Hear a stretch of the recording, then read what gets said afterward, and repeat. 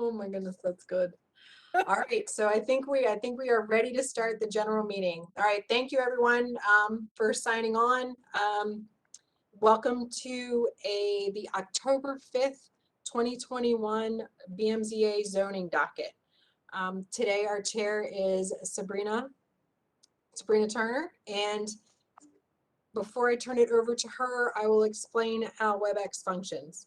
So if you've signed on via the internet, you're an attendee. So you don't have the ability to mute or unmute yourself or turn your camera on yet. You should be able to see those buttons at the bottom of your screen. You should be able to see myself and the board when your case is called. If you're an applicant, I will elevate you to a panelist and unmute you, and you should be able to turn your camera on and we'll be able to see you at that time. If you are here to testify in support or opposition, we will also be able to have you turn your microphone on. For those who call in and wish to testify, so those of you who are calling in from your cell phones or a regular phone, and you wish to testify, you will hear 2 beeps when you are unmuted. After you hear those 2 beeps, if you wish to speak on that issue, please speak right away. If I do not hear you speak, I will move on to the next caller. If you're unable to connect via audio, please use the chat feature. Do not use the Q&A because I can't have them both open at the same time, so we only use the chat feature here. If we turn you on and we can't hear you, we'll ask you that you try to call back in to the WebEx line. There's 2 ways to testify in support or opposition. You can use the chat feature and put the case number in and state whether you support or oppose. There's also a raise your hand function that will let me know that you wish to testify. Those are for people who are signing in via the internet.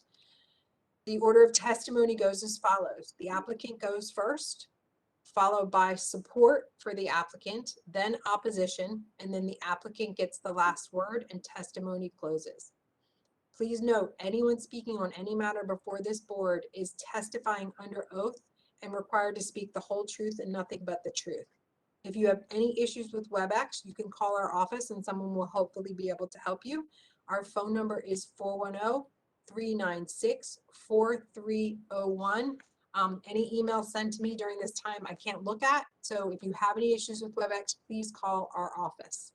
If you're having any technical difficulties and can't participate for that reason, you may email the basis for your reason for not participating to bmza@baltimorecity.gov.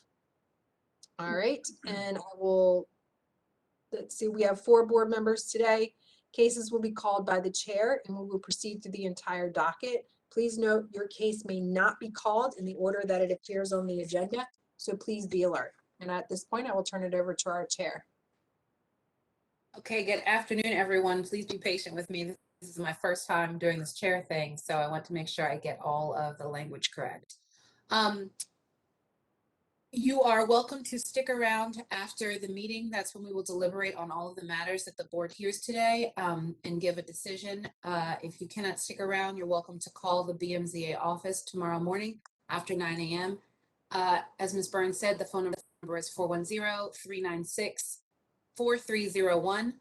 And either way, if you don't want to call or stick around, you'll receive your decision in the mail within 30 days. We ask that you do not do any work on your property until you receive the decision, and that you do not do any work in Baltimore City without pulling the proper permits for that work.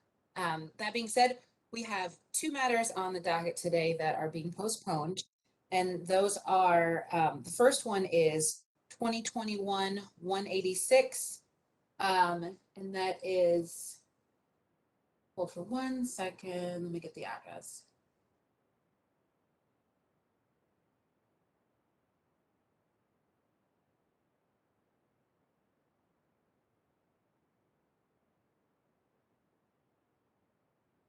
Should be 3701 through 3707 Wilkins. Will you say that again? Sorry, I don't have it on my list. 3701 through 3707 Wilkins. Okay. Avenue. That matter is going to be postponed. And then the second one is 2021-199. I saw there were some people in the chat that had questions about that one. That will also be postpone. And as Mr. French let you all know, once a new date is chosen, the sign just gets changed with the date for that. And the address, I don't know the address to that property either. It's 3827 Falls Road. Okay, so if you're here for either of those two matters, 2021 186 or 2021 199, those matters will not be heard today, and you'll get a new date will be on the posting. We also have a fair number of consent matters today. I think the majority of the docket is consent matters, so we'll call those in order and hear from the appellant and from planning and staff. And yeah, so the first one is 2020 111, and that is, the appellant is Caroline Hecker, and the address is 2434 Greenmount Avenue. Okay, I think Caroline and Justin Williams have switched. So Justin, I've made So you this is Justin. a panelist. Are there any planning reports? Yes, thank you. Martin French for the Baltimore City Planning Department. Planning Department has been working with this applicant for, I guess, now a couple of years, it feels like. The design of this particular structure has been reviewed and approved by the Urban Design and Architectural Advisory Panel. It has also received site plan approval from the Site Plan Review Committee. The issue that is still pending basically is a technical one with the City of Baltimore itself, and that is in order to consolidate the lots to construct this proposed building, it's necessary to have a portion of an alley that's public property also closed and conveyed to the applicant. The department therefore recommends approval of the application, subject to the condition that consolidation of all of the lots and construction of all proposed improvements in accordance with plans and designs approved by the planning department. Thank you. Are there any staff reports? Yes, we have 2 letters of support that we also received for this project. One from Councilman Stokes, one's from the Greater Greenmount Community Association. There are a variety of variances that are required for this proposed mixed use building to move forward. There is a minimum lot area variance. I believe it's 74 units total, along with street level retail, subgrade parking. We have a maximum lot area variance for C1, maximum building height variances for the R8 portion, minimum interior side yard variances, minimum rear yard variances, off-street parking variances, minimum vehicle aisle width variance, and a bicycle parking variance. And what I would ask Mr. Williams to do is to please, for the board, I just went through the variances that we have to make sure that we have captured all of the required variances. If you could walk through those on the record for the board. Yes, thank you. And I'm going to pull up my sheet now so I have it all set. Thank you. And for the record, Justin Williams on behalf of the applicant here. As Mr. French said, this has been a decade-long development in this past year. Going forward, I think Ms. Byrne stated the variances requested. Do you want me to share my screen, or just to verbally put on the record? Whatever is easiest for you. If you just want to do them verbally, we can take notes. Because we do Okay. have your PowerPoint that was submitted and has been made part of the record. Right. Okay. So, sure, I have one too.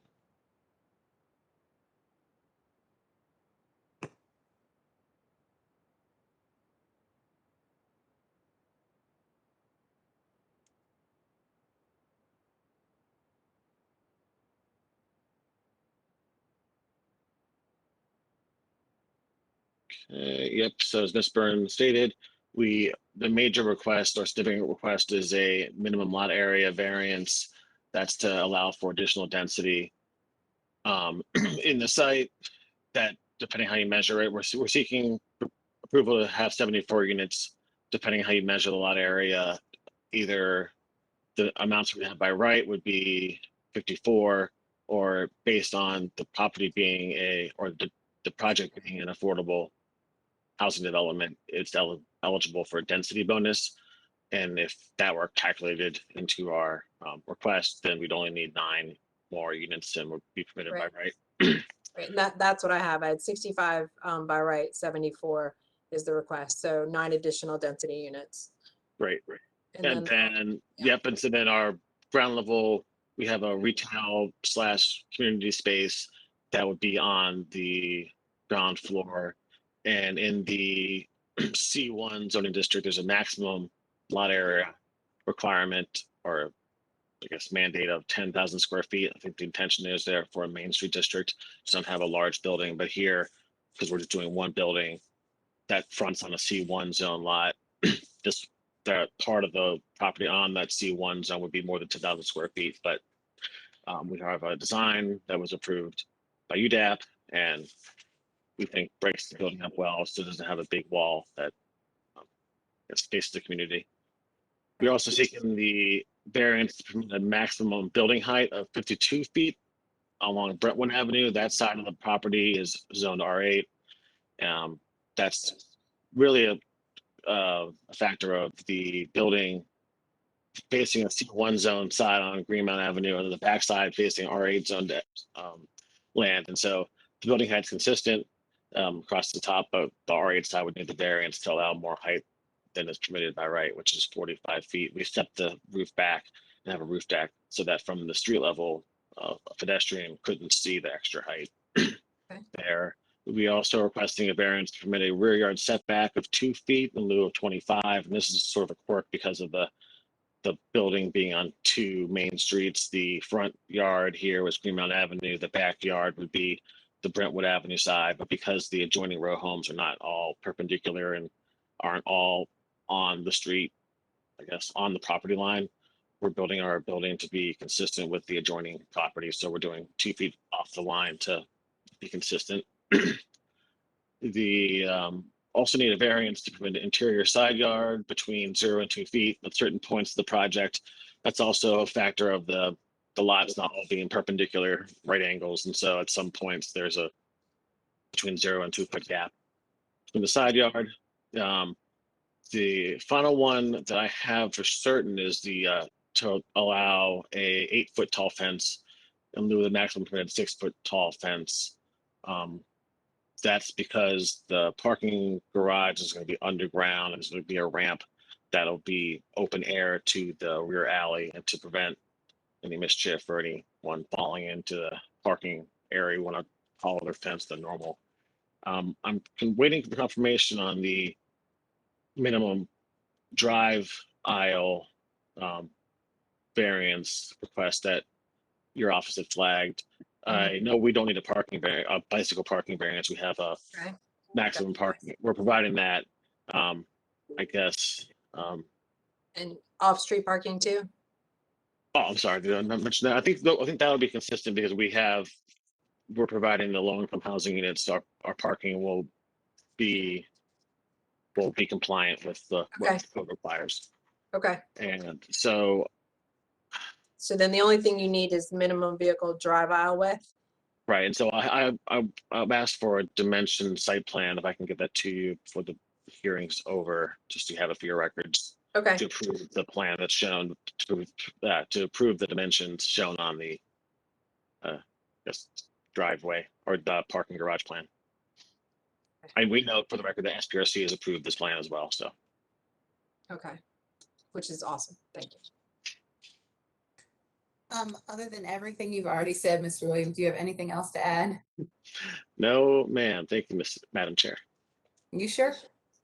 The board, having heard your appeal, believes we have sufficient information to grant your appeal. So thank you for showing up, and good luck on your decade-long project. Thank you. Look forward to building. Okay, I'll call the next matter. It is 2021-175. The address is 2058 Harford Road, and the appellant is GN Realty LLC. All right, and I believe that is Miss Hecker. I think, did we get to, I think we might have skipped one though. 2021-165, 1617 Jackson Street. I'll go back to it after this one. Sure. Okay. My bad.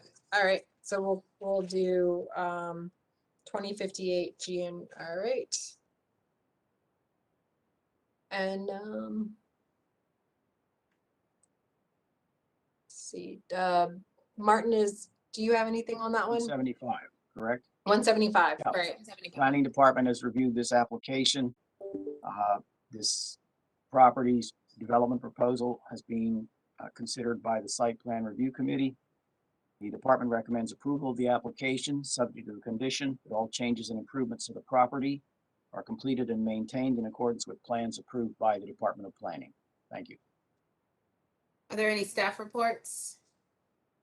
The request is for a conditional use accessory drive-through for a Dunkin' Donuts. It's my understanding that there was a drive-through bank on this prior location.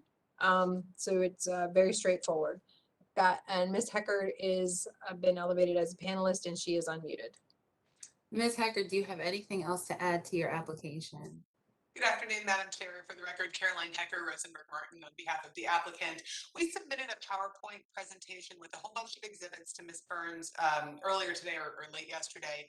I would just note for the record that the zoning board did approve back in 2016 this exact project, but it wasn't built at the time the project stalled out. That approval expired, and so this is essentially a reauthorization of the same approval.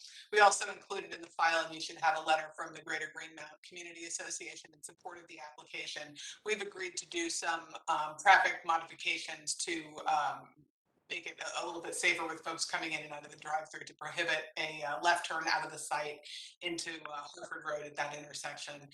And that's reflected on the site plan that you should have in the file. Okay, thank you. The board, having considered your appeal, believes we have sufficient information to grant your appeal. So thank you, Ms. Hecker. Thank you very much. I'm channeling my inner James here, you guys. I'm working on it. Next one, so we'll go back to the one I skipped, is 2021-165. The address is 1617 Jackson Street, and the appellant is Gary Lamb. While he or someone in his stead is being elevated, are there any planning reports?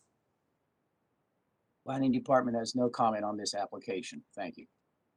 Thank you. And are there any staff reports? So this particular project, their variance is necessary to construct a 13 by 13 deck at the first floor rear in an R8 district. The request is one, a minimum rear yard setback. 20 feet is required, 0 feet are being proposed. So it's the full 20-foot variance request. And then maximum lot coverage, 80% max, 100 is proposed. So it's a 20% variance of lot area coverage being requested. I have Mr. Lamb here. I'm making him a panelist. So Mr. Lamb, you are unmuted. Okay. Thank you for having me. Yeah, Mr. Lamb, you can tell us about your project or add anything else if you want to add something else.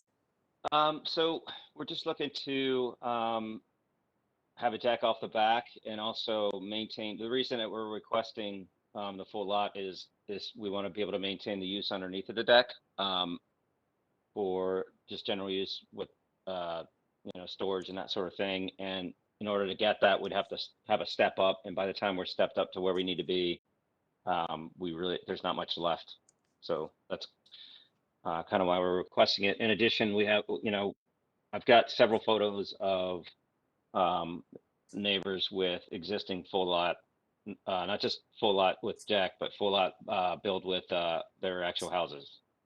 Okay. So we're just looking to be considered with the same privileges. Okay. The board, having heard your appeal, believes we have sufficient information to grant your appeal. Thank you. Thank you. Is that all I need? Yeah, that's it. Oh, great. Thank you so much. Right. You'll receive All a right. decision from the board in the written decision in approximately 30 days, and you need that written decision in order to move forward with your permits.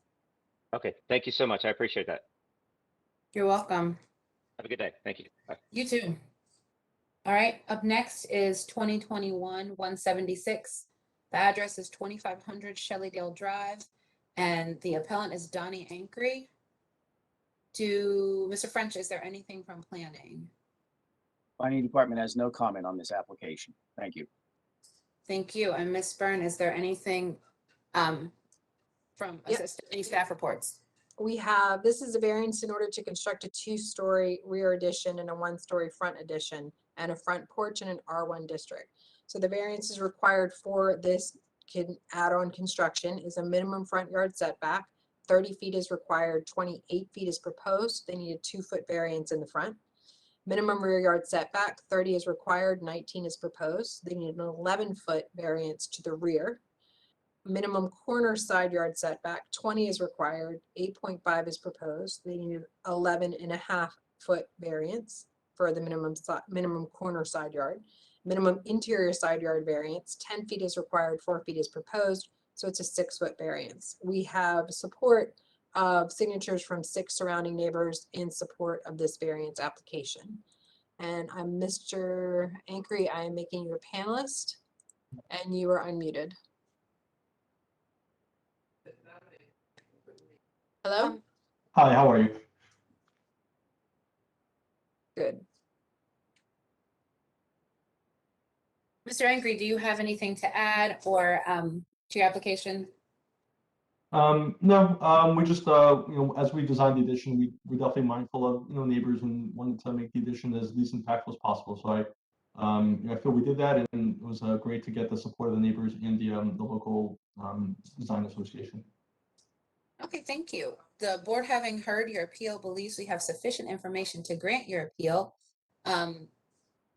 You should receive your decision in the mail within 30 days. Don't do any work without that.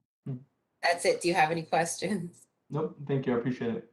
Thank you. Have a great day. No problem. I have one other case on the docket, so I'll hang tight. Okay, Which one is it? Yeah, which Consent one's one? that? 2021-203. Okay, I can call that one now. Okay, thank you. No problem. 2021-203. The address is 3811 Fords Lane. And I assume you know who Benjamin Hegball is then, correct? Correct, yeah, he's my client.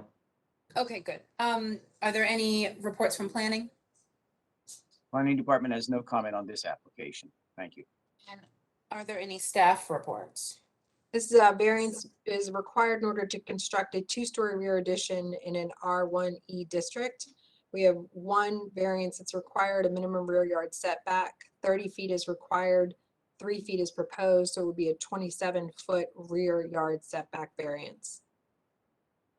Mr. Ankry, do you have anything to add to this one?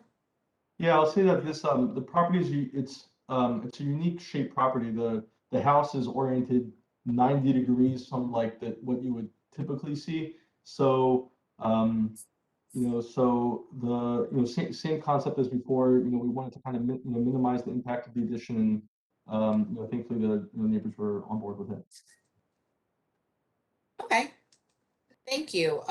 The board, having heard your appeal, believes we have sufficient information to grant your appeal.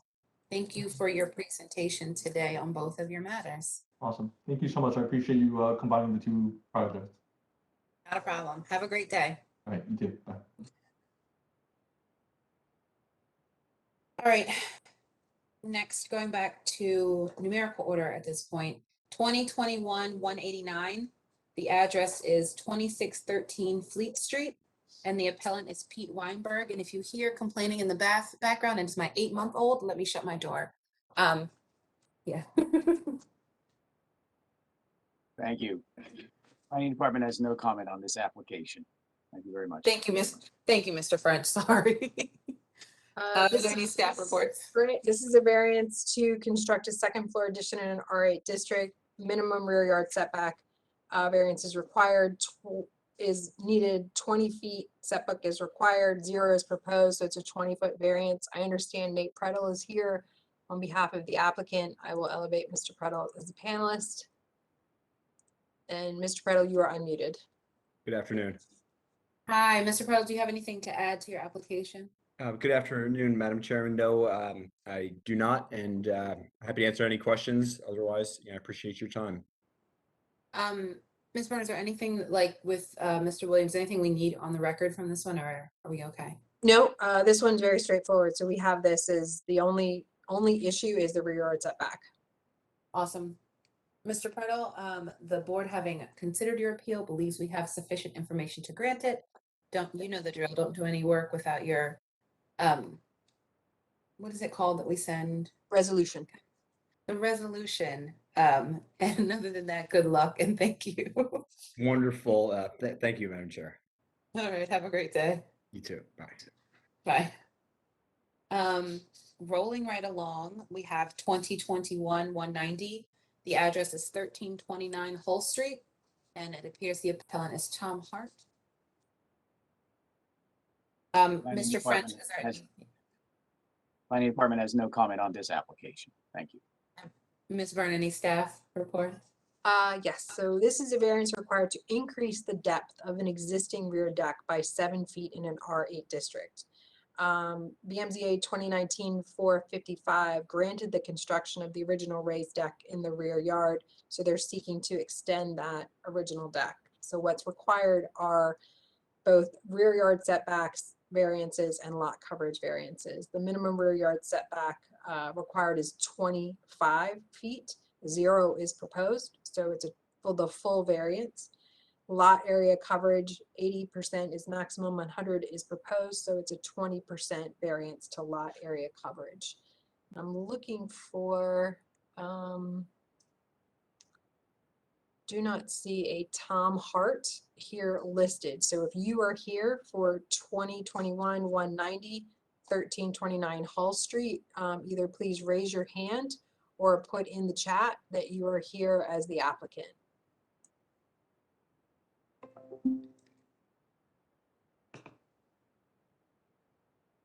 Okay, let me go through, see if I see any hands. No hands. All right, so I will be going through the call-in users. If you are here for 2021-190, 1329 Hull Street, after you hear 2 beeps, please speak up. If I do not hear 2 beeps, I will move on to the next call-in user.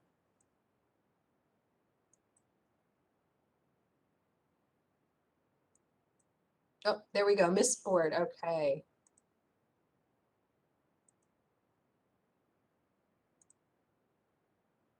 All right, Miss Ford, you are a panelist and you are unmuted. Oh, I'm sorry. I was looking to purchase the one on Harford Road. I didn't know how to get into the meeting thing. like the Okay. So right now we are on Hull Street. When we call that particular address for Harford Road, that'll be the time to raise your hand. Oh yeah, y'all already had what's called. So can I just email you because y'all went past it? I didn't know how to operate the system.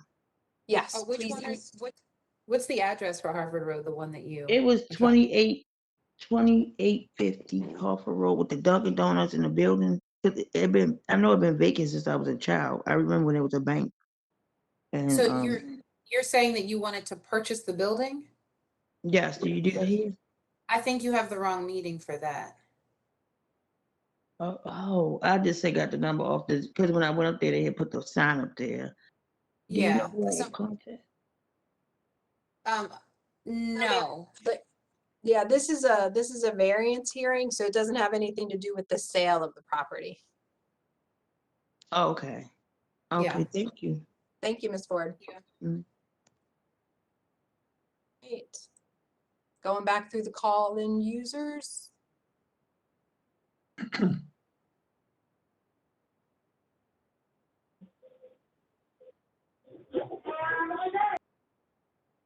All right, again, if you are here for Hull and you hear 2 beeps, please speak up. Oh, I see somebody. Let's see. Are you here for the Hull Street application? Mr. Thapta? I just unmuted you.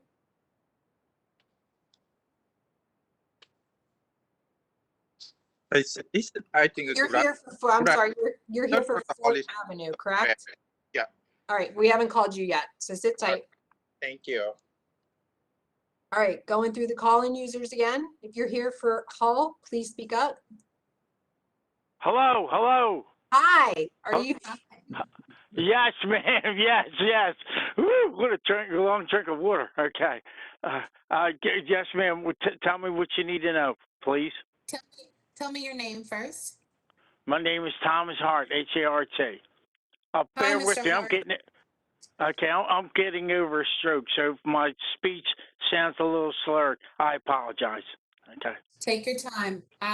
We are considering your application. I wanted to know if you had anything extra to add to it. It's on the consent docket, which means we think we can grant it, but I wanted to know if you had anything to add to it. No, ma'am. That's no, please. All right, that's great. So having considered your application, or your appeal, the board believes we have sufficient information to grant your appeal. You can, you'll get the resolution in the mail within 30 days. Don't do any work until you get that resolution. And as always, don't do any work without the proper permits in the city of Baltimore. Do you have any questions for us? No, thank you, Madam Chair. All right, have a great day. Thank you. Likewise, take care. Bye-bye. Bye. Okay. All right. 20, next is 2021, 191, 110 North Highland Avenue.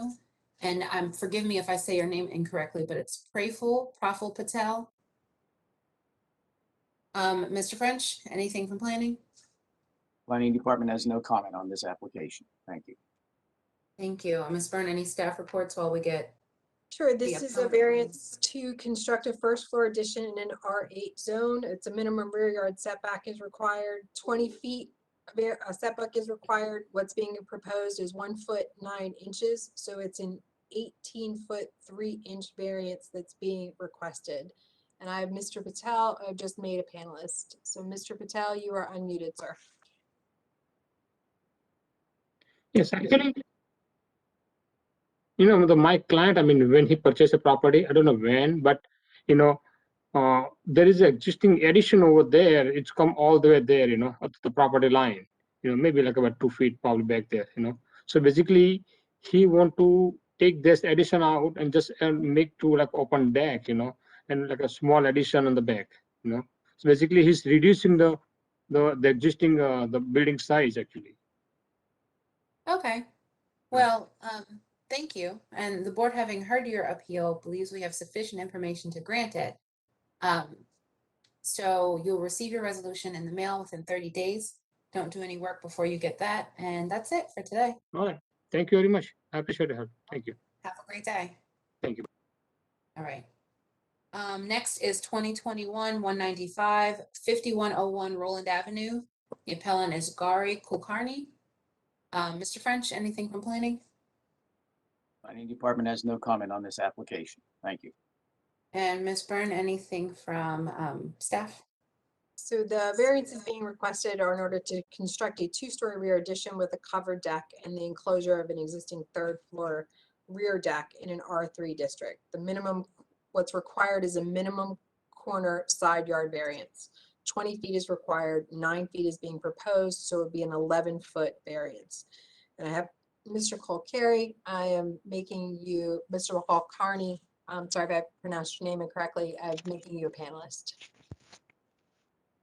Mr. Kulkarni, are you there? Yes. Oh, Ms. Kulkarni, Yes. starting. Do you have anything to add to your application? We have no additional comments, but thank you for your time today. Thank you. You'll receive your resolution. Oh, the board, having heard your appeal, believes we have sufficient information to grant it. You'll get your resolution in the mail within 30 days. Don't do any work before then, and good luck. Thank you very much. Thank you. Have a great day. Thanks, you too. Next we have 2021-198, 1522 East Fort Avenue, and the appellant is Jorge Valverde. Mr. French, anything from planning? This one we Planning had. Department has no comment on this application. Thank you. Okay. And Ms. Byrne, anything from the staff? We have a variance is required to construct an addition at a 2nd floor, addition and a new 3rd floor addition with a balcony in the rear. It's an R8 with a row house mixed use district overlay. The requirements by code in order for this construction to move forward is a minimum rear yard setback as 20 feet is required. They're proposing 0 feet, so it will be a full 20-foot rear yard setback. And it looks like Mr. Thupta, make you a panelist, is here for Fort, and I've just unmuted you. Hello? Mr. Thupta, you're here for Fort Avenue? Yes, yes, ma'am. Good afternoon. Good afternoon. Do you have anything to add to your application? No, especially we are running this business since long time, and we are rented the other building far away from here. That's why if we manage that everything, is the family-run business, we can do the business and set up everything in the same place. That's the thing. Okay. The board, having heard your appeal, believes we have sufficient information to grant your appeal. You will receive your resolution in the mail within 30 days. Don't do any work before that. And have a great day. Thank you. Thank you. Bye-bye. Bye. Sabrina, before you jump to the next one, remember we moved 1901 West North Avenue off of the regular docket and onto the consent. So that would have been 2021-197. Do you want to call that next? Oh, is that not the one I called? Yep, I called 198. You're right. Correct. All right, yeah, let's call that one. So it's Justin Williams. What is the address? I have West North Avenue, but I didn't write down the 1901 West North Avenue. Okay. So I'm gonna call 2021-197, 1901 West North Avenue. The appellant is, I believe it's Caroline Hecker this time. Did they switch, or is it Justin again? I think it's Justin. So I just All made Mr. Williams a panelist. Planning Department has reviewed this application and after careful consideration is asking to be recorded as having no objection to it. Thank you. Okay. And Ms. Byrne, anything from staff? Sure. So this is, and Mr. Williams, we received your PowerPoint presentation, but what we had prepared, I think, was a little bit different as far as the variance is required. But based on, I think, what you submitted, if you would go ahead and just state for the record the requests, because I want to make sure we're capturing it correctly based on where this is and the number of variances you need. So it's, yeah, what we have is that it was last authorized for 3 dwelling units and you're increasing the number of dwelling units to 6. And so there are the related lot area variances and off-street parking requirements. And you have letters in support from Councilman Torrance, from Matthew Henson Community Development Corporation, and I believe one other as well. The adjoining neighbor. And the adjoining neighbor. Okay. So, yep, just making sure that we have captured all of the required variances. Yeah, sounds accurate. We didn't have, I guess, the same access to the permit history that you had to confirm for certain that the property had been previously approved for 3 units. And so in the abundance of caution, we had requested variances to do the residential conversion. But that's not necessary now based on your research. So we would just like the minimum lot area variance just allow for 6 units. I know this is a larger than usual variance request, but we think it's justified here. The property's been vacant for at least a decade and a half based on what Google Street View shows, and perhaps longer. Our client got the property through the, I think, vacancy value and wants to improve it and has a supportive community. So we would ask the board to support. Okay. Well, the board, having heard your appeal, believes we have sufficient information to grant it. You'll get a resolution in the mail within 30 days. Have your client not do any work until then. And that is it. Mr. Williams, do you have anything else on this list that I can call early? No, thanks for asking. Yeah, so both Caroline and I are out. So enjoy my All afternoon. right.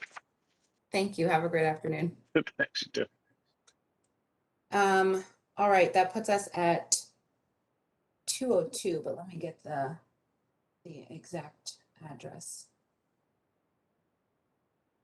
We are at 2021-202, 3201 Carlisle Avenue. The appellant is Waikita D. Pennington. Mr. French, anything from planning while we get Ms. Pennington on? Planning Department has no comment on this application, but would like to thank the applicant for working with the Planning Department on a revision to the site plan for this property. Thank you. Okay. Ms. Byrne, anything from staff?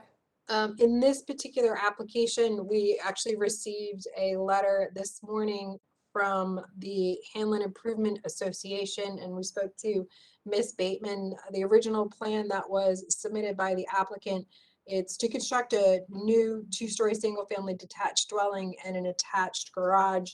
It's my understanding after working with the community association, they agreed to relocate the garage to the Carlisle side of the street near the rear of Bateman to utilize the existing curb cuts.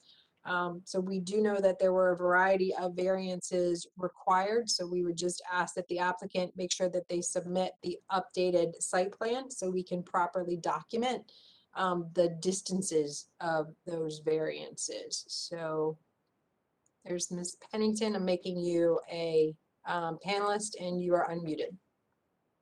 Yes, thank you for Good confirming. afternoon. Good afternoon. Do you have the updated plans yet for the setback variance request that you're requesting? Yes, would you like to, can I email them? You can. Okay, and what email should I use? The BMZA at baltimorecity.gov. Okay, I'm sending them now. Thank you. Okay. Do you have anything else to add to your application? No. I won't. Well, thank you. The board, having heard your appeal, believe we have sufficient information to grant it. You'll receive your resolution in the mail within 30 days. Don't do any work before you get that or without the proper permits. And that's it. Have a great day, unless you have any more questions. Yes, that's it. Thank you. Okay. You're welcome. All right. Next up is 2021-206, 5402 to 5404 Harford Road. The appellant is Cynthia Gibson. Mr. French, anything from planning? Thank you. Yes, Planning Department considered this application, noted that this property is located in the Hamilton business area, urban renewal area, and that the plans for the property are consistent with the urban renewal plan goals and objectives. The department also recommends that approval of the portion of this application relating to live entertainment specifically be subject to these conditions, in addition to any conditions the board may establish. Live entertainment occurs only inside the restaurant, as indicated on the floor plan included in this application, and no broadcasting of live entertainment is made to the outdoor dining area that is part of the approved restaurant use. A copy of the use and occupancy permit for the premises must be kept on the premises and available for inspection by representatives of Baltimore City at all times.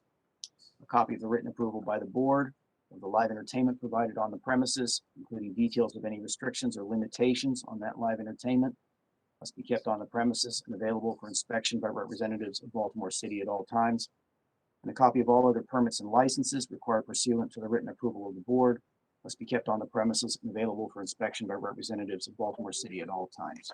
That is our report. Thank you. Okay, thank you. Any staff reports? Again, this is the request to add live entertainment to an existing restaurant in the C1 district. Under the code, it's a conditional use as accessory entertainment live. The board has the authority to grant this so long as it meets the minimum requirements for a conditional use. And as you heard Mr. French's report, the planning supports it with conditions. So, and I understand that Ms. Gibson is a call-in user. So Ms. Gibson, when I unmute you and you hear those two beeps, please speak up quickly. I'm going to be going through the call-in users now.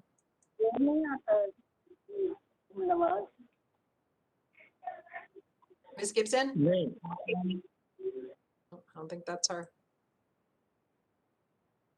Hello? Ms. Gibson? Yes, this is Cynthia Gibson. Thank you. Hi, Ms. Gibson. Hi, how are you? Good, good.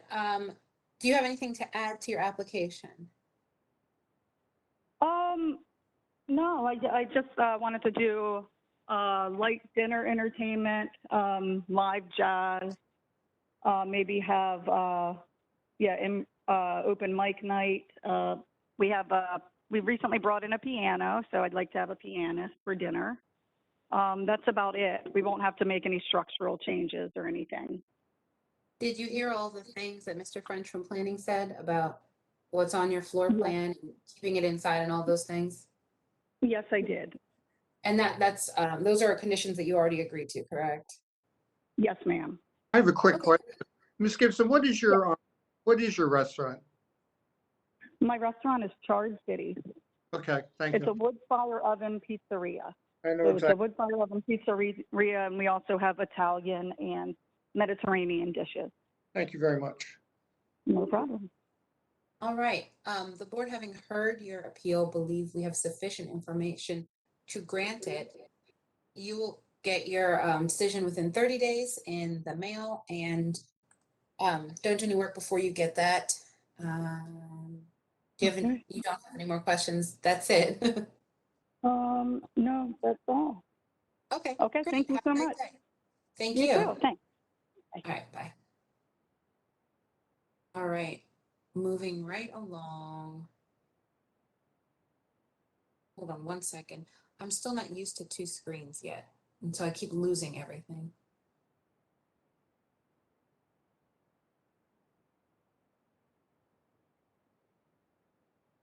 All right, next up, we have 2021-207, 518 Chestnut Hill Avenue. The appellant is Kathy Ramirez. Mr. French, do you have anything from planning? No, planning department has no comment on this application. Thank you. Okay. And Ms. Byrne, anything from staff? It's to increase the occupancy from a 2 dwelling unit to a 3 dwelling unit in an R6 district. This is, the property is already identified as a multifamily dwelling, so it's an intensity of an existing use. The requirements are minimum lot area variance, 4,500 square feet is required. What's being proposed is 3,920 square feet, so it's only a 580 square foot variance for lot area. Because we're reviewing it under today's code, 3 parking spaces are required, 0 parking spaces are proposed, so it's a 3 space variance requested. The board has the authority to grant this because of the existing multifamily dwelling use. And I believe planning had no comment, right? Yes. Okay, all right, so we'll get Ms. Ramirez. Ms. Ramirez, I've just made you a panelist and you are unmuted. Hi, good afternoon. Good afternoon, Ms. Ramirez. Do you have anything to add to your application? No, I don't. So, well, actually, no, I do. So, as far as the parking, I just want to make sure that I understand. Sure. Did I meet the requirements as far as parking or?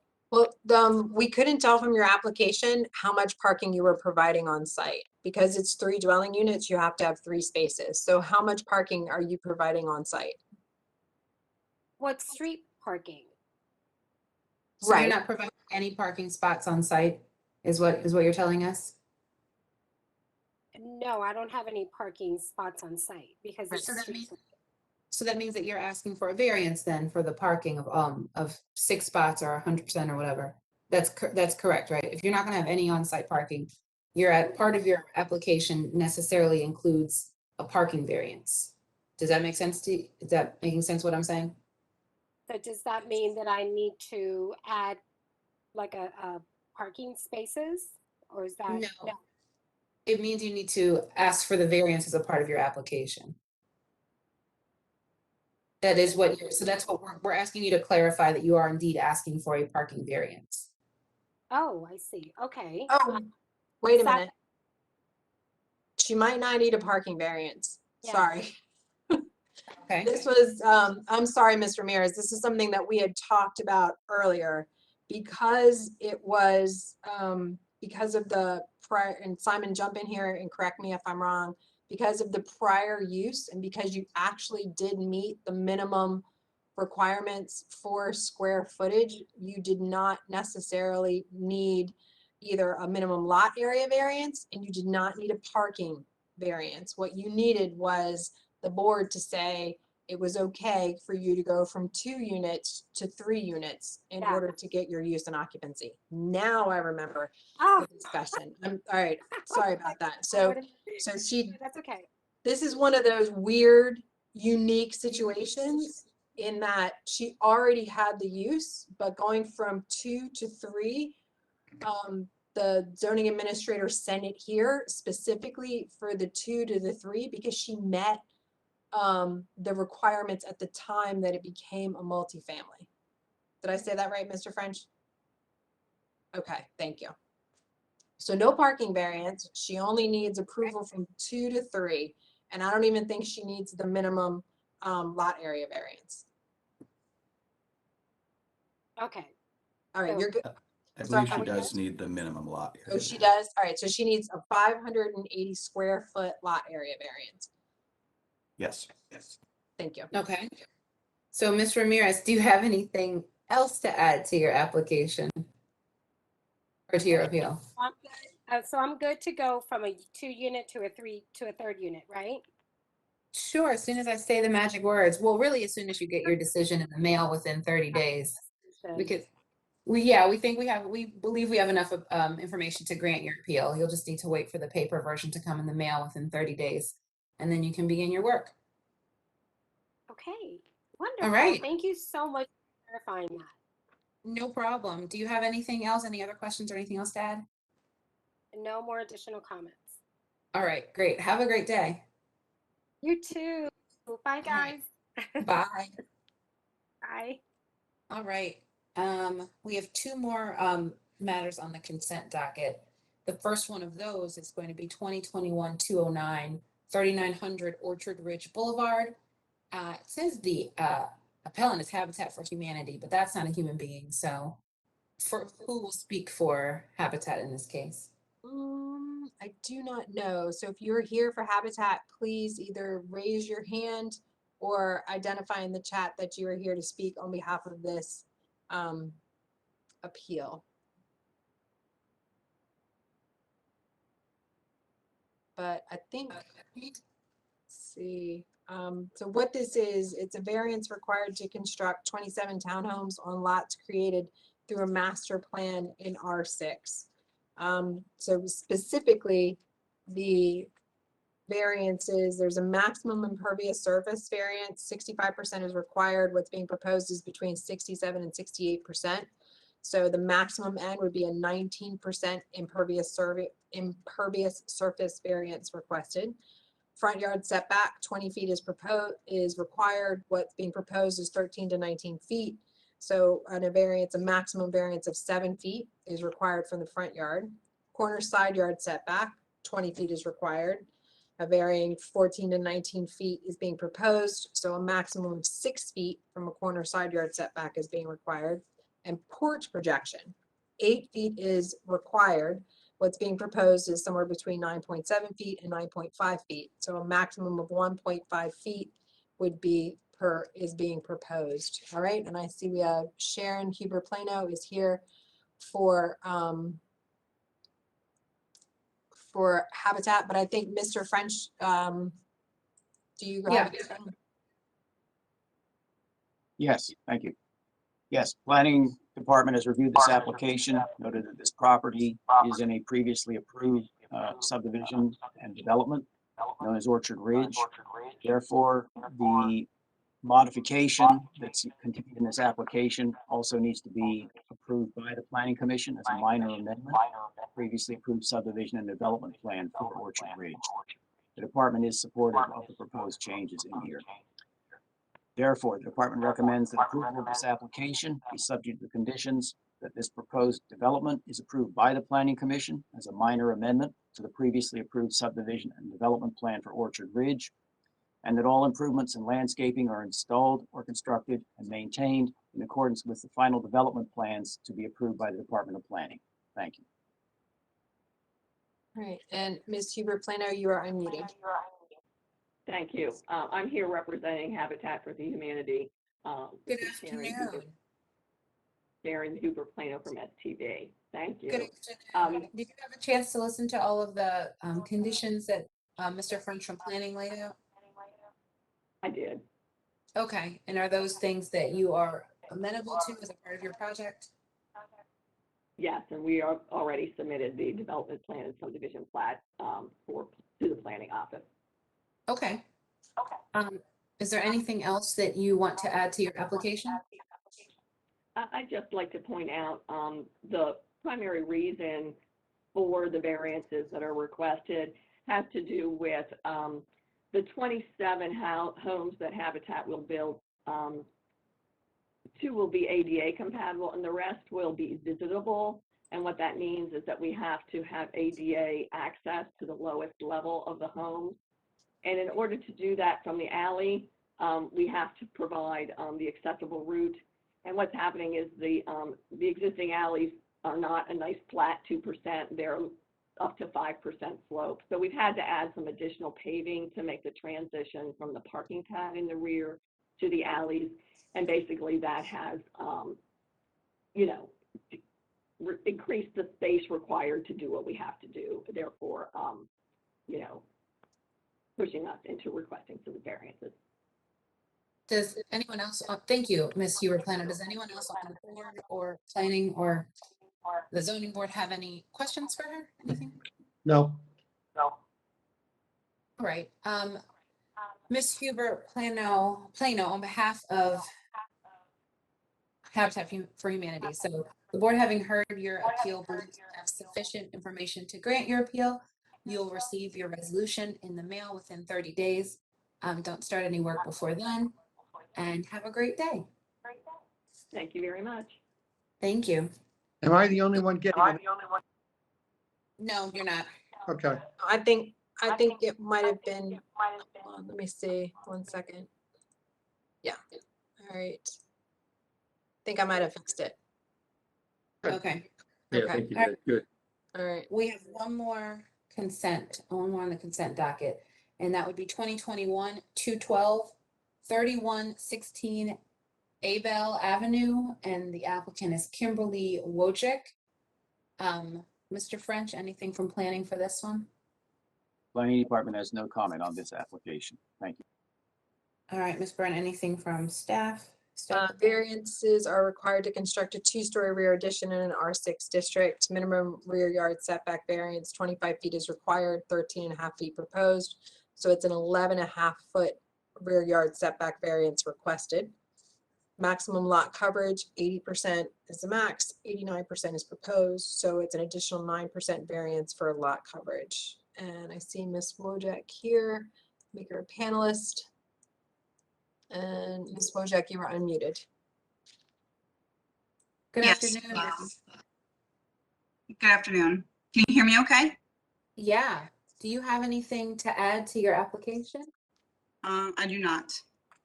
Okay, great. Well, the board, having considered your appeal, believes we have sufficient information to grant it. Wait for your resolution in the mail in 30 days. You can call the office with any questions. If you have them now, feel free to ask them. But if not, have a great afternoon. Great, thank you. Thank you. Before we proceed to the 4 contested matters, or the 4 matters in the regular docket, I need a little bit of a break. Just a couple minutes, if we could take that, and then we can come back probably at like maybe 2:10. 2 what? 10. Thank you. Thank you.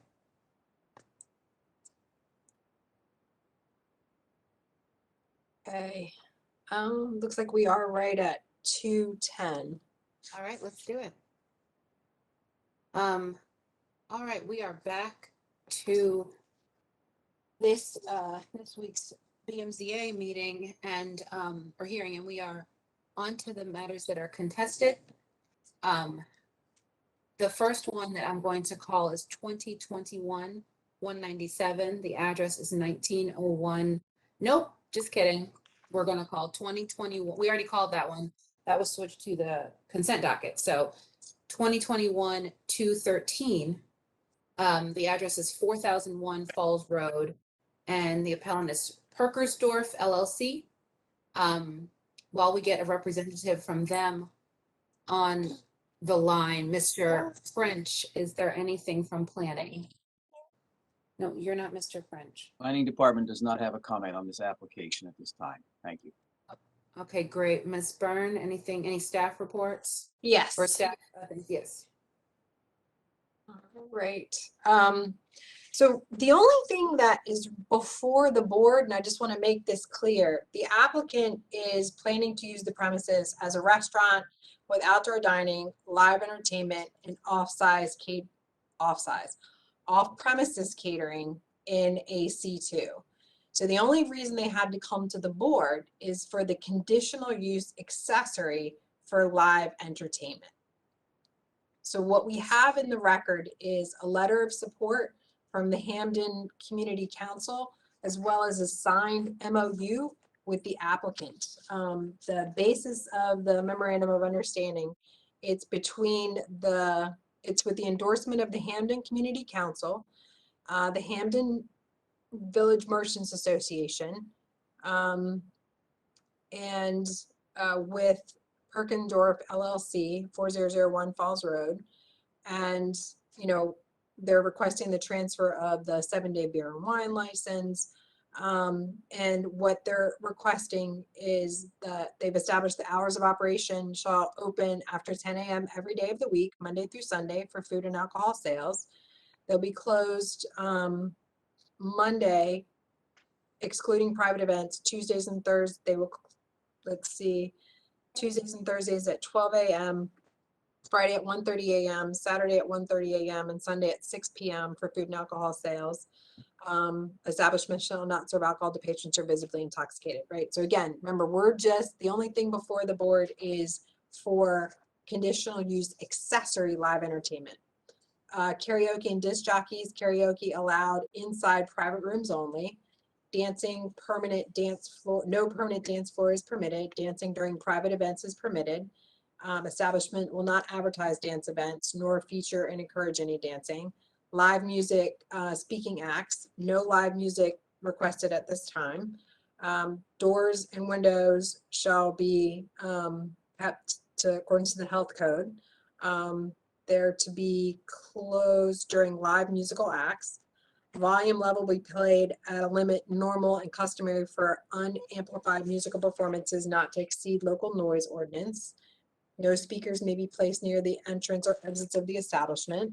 They go into security, the upkeep of the establishment, promoters, parking, outdoor dining, complaint coordination and response, as well as a variety of, and entirety of the agreement and empowerment. So like regular issues there. So at this point, again, the only thing before the board is conditional accessory use live entertainment. The applicant will still need to get a use permit for the restaurant, for the outdoor dining, and that it's the outdoor dining and the restaurant that tracks the parking.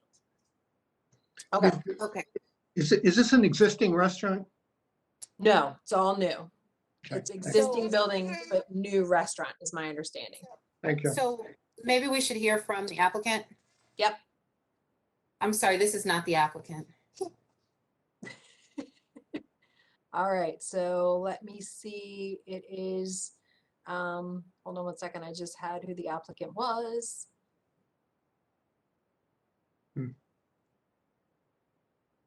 All right.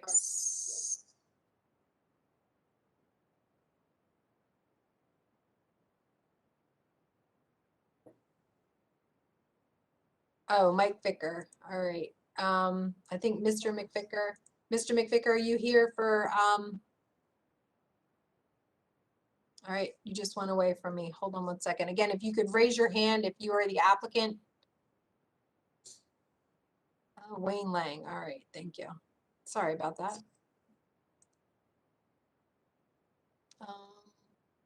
All right, Mr. Lang, I've made you a panelist, and I believe you are the applicant in this case. Mr. Lang, tell us about your project. I don't know if I believe everyone has an outline of the project. And basically what I like to do is there's no real, I heard someone mention that this is a major construction. If you look at the project, they're a group of garages that all I'm really doing is removing the old decaying doors and replacing them with acoustical glass front. Inside each room, they're going to be acoustical products. I think if you see the color panels, that's an acoustical treatment. The ceiling is going to be acoustically treated, and one of the walls acoustically treated. So it's kind of a self-contained environment. I'm basically repairing The old garages, I love the natural brick. I think most of the walls are 1 foot in thickness, and I just think it makes a great environment. It just needs a little bit of loving and caring. I currently live in the neighborhood, approximately about a third of a quarter of a mile away, and additionally own 3 houses within the same distance. I currently operate a business for the last 13 years, about on the avenue itself, about 4 blocks away. Prior to that, I also operated another a retail shop as well. So I have essentially 22 years experience in operations and with a liquor license with any no or zero citation, etc. Again, it's the music component is going to be isolated within the units themselves. There's not going to be any amplified music. There's just going to be a mixer and obviously a television and speakers within the ceiling, essentially. Okay. Does anybody have any questions for Mr. Lang at this time? I'm good. No, no questions. No. Is there anyone else here in support of this? We do have some people on the line in support. I also wanted to make sure that we have a letter of support from Hampden Community Council. They would, and Eli Lopatin is on the line as well, so I will unmute him. He's here in support and he can speak. And we also have Eric Kamenetz, who says he has to leave, but he is here in support of the application as well. So Mr. Lopatin. Hi there. Thanks for having me. Our take has been on this situation. Wayne submitted the proposal for the restaurant he wants to open. Originally, there was going to be an outdoor space with, with screens and live music outside. Neighbors largely expressed their concerns around that outdoor entertainment and concerns around parking. And Wayne's been, very receptive and has tried to work around those things, got rid of the outdoor element of his proposal and has secured some parking. So the site is zoned as C2, and our understanding of that C2 zoning is that, theoretically anything could come in at any time. So, Wayne being sort of a known entity in the community who's been willing to work with us around these areas of concern, we're glad to throw our support behind that sort of reuse of the existing space. Awesome, thank you. Does anyone have any questions for him? No. And Ms. Byrne, you said Mr. Kamenetz is here? Yes, let me see if Mr. Kamenetz is still able, see, Mr. Kamenetz, would you like to speak or do you have to go? Nope, I guess I can't get him to unmute, but he basically said he was here in support. So what I would ask, if there's anybody else here in support of the application, if they could raise their hand or put in the chat. Oh, Mr. Kamenetz, are you able to speak in support? All right, so I think he might be gone all the way. Oh, he's having audio issue troubles, but he's here in support. All right, anybody else here that wishes to testify in support? So Are you going to go through the call-in users? Or I'll go through the call-in users. Anybody here testify in support for application 2021-213, 4001 Falls Road? If you hear 2 beeps, please speak up if you wish to testify in support only. All right, moving to the next caller. Moving to the next caller. Moving to the next caller. moving to the next caller. Moving to the next caller. Okay. And now I will go forward with anybody who wishes to speak in Opposition. yeah, we have There's at least one person in the chat, a Lee Asling yes. or Lee Asling. I see that. I have a Mike McVicker. I've got a couple people here. Yeah. Lee was very, very early in the. It's okay. All right, so just, there's a few things in the chat that I just want to make sure that everyone understands. The parking is not related to the live entertainment. So what's before the board is a conditional use for live entertainment.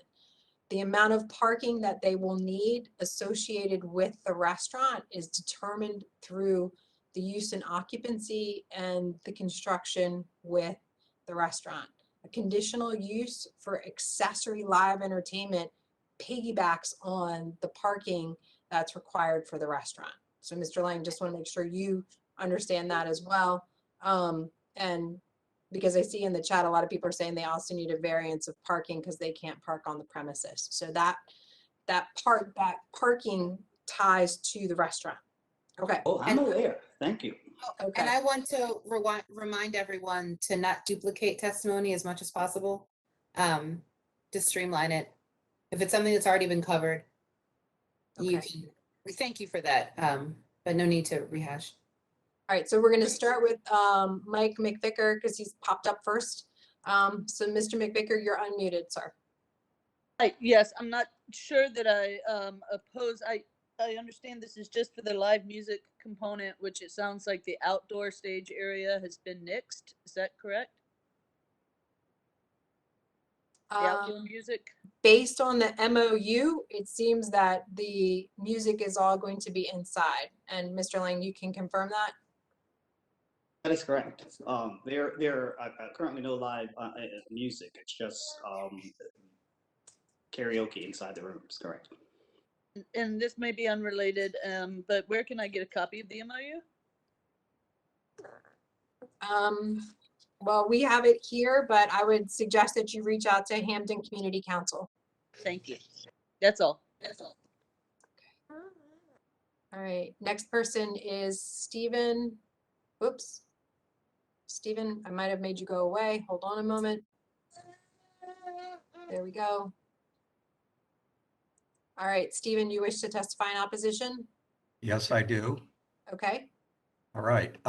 Just so I'm clear today, because you made it, you're only focusing on the live entertainment, but you're also saying this is based on a MOU, which is a memorandum of understanding. If you vote today to approve this and the promises are not kept, what's to prevent that from happening? It's a memo of understanding. I went online prior to attending this meeting to see what's filed. There is no revised appeal. And I have to base that you're voting on the conditional use authorization application dated August 28th. Correct me if I'm wrong. You are correct. All right. Well, on that, it says that I want to address a couple things along those lines. It said that the question number one, the applicant didn't qualify because it said they had to be operating restaurants that were B1 or B2. It says that in question number one on that application. Do you have a copy of that in front of you? I guess, sir, I'm going to ask what point that you're making, because the application says B1 and B2, those zones no longer exist in, Well, then, okay. so I mean, there are issues, I will tell you, there are issues with the application. Okay, thank you. But what the only authority the board has today is to grant conditional use live entertainment accessory. Okay. All of that is contingent upon the issuance of the other use permits. So It it's has not to have something to unusual be for, an for It has to have someone. something to be an accessory too. Yeah. So we are voting on whether or not it can be an accessory. And then eventually someone else will decide if there's something for it to be an accessory too. And sir, I'd just like to ask you, oh, Yeah. I'm so sorry. To, Yeah. you can continue to ask us questions, but let us know where you're going with this, just so we can have an idea. Okay, well, because I was expecting to be able to speak to, there's concern in the neighborhood about it operating as a restaurant because of the outdoor format of the restaurant. The proposal for up 20 to 30 people seated in outdoor, totally open to the air.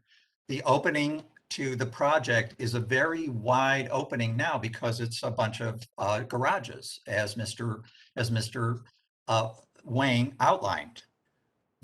And the hours, the late hour, this is a mostly residential neighborhood. So even though I appreciate that they've revised the plans for the live entertainment, and what live entertainment will be there will be in soundproof rooms. The dining and the bar are not soundproof. There's not even a roof over it. There was also on their original application, they said the closest resident was across the street a block away. That's a false statement. The closest residence is 35 feet away, directly across from the opening to this venue.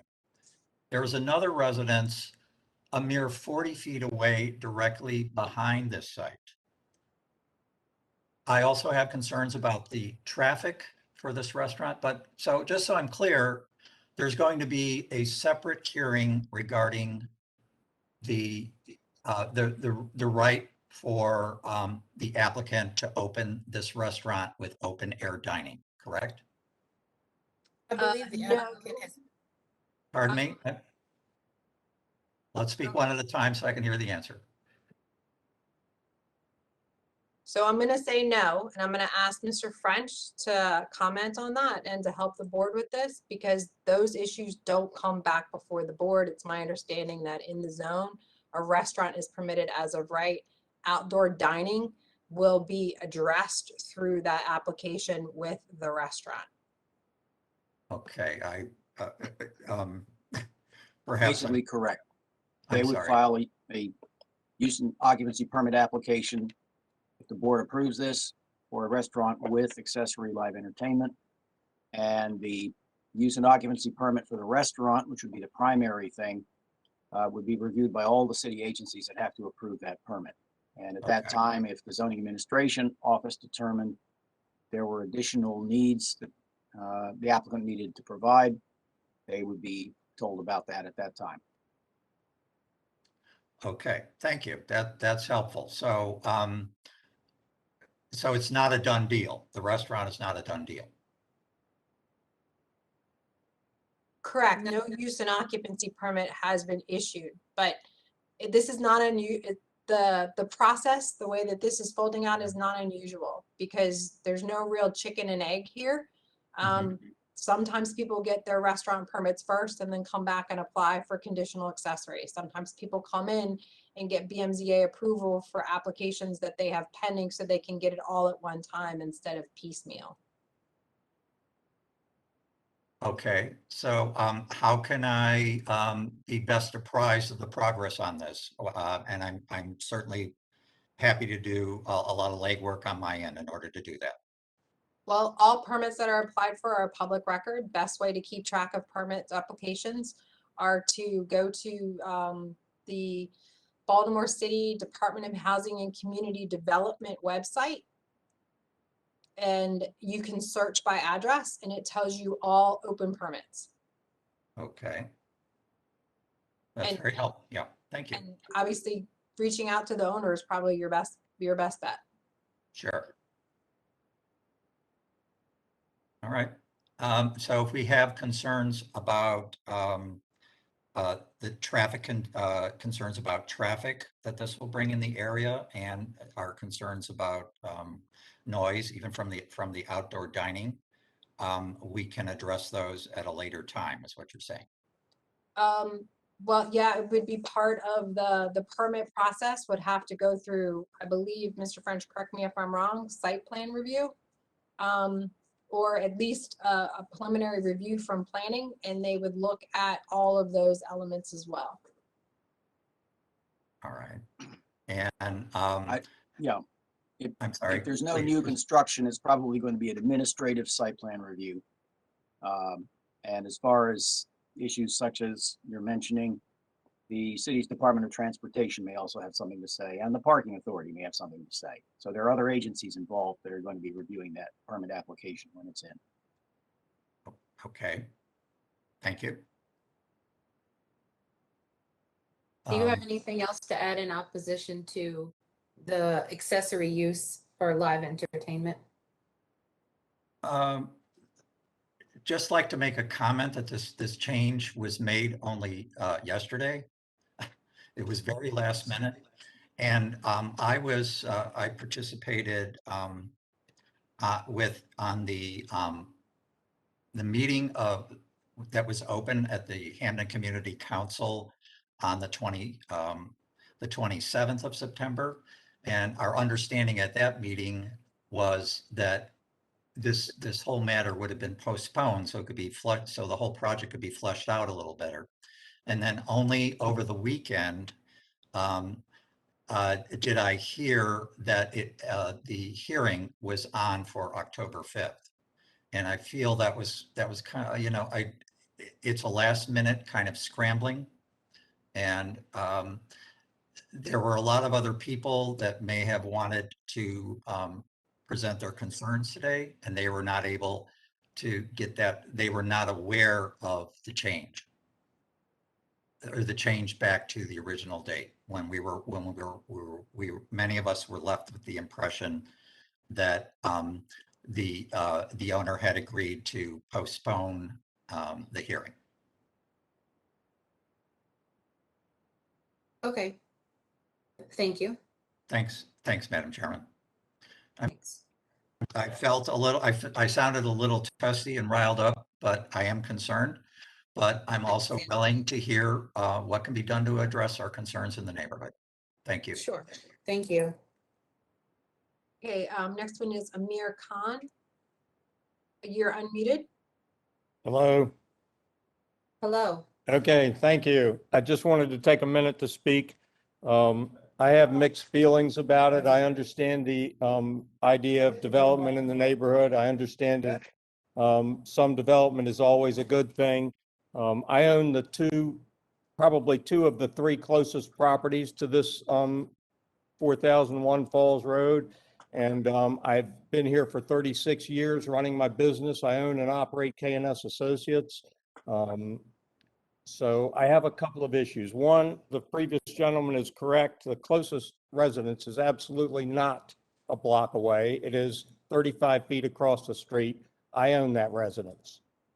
Secondly, the comment on the original application, they said an adjoining parking lot.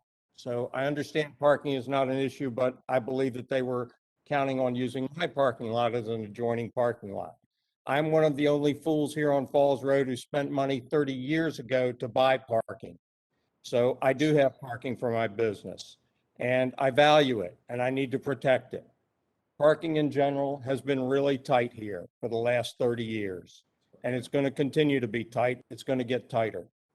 I don't know exactly what the deal is with 4013 and parking there, but I do know that Mary Pat Clark got involved a few years ago, and Wicked Sisters, which is a restaurant a block down, was parking there, valet parking, and they got shut down.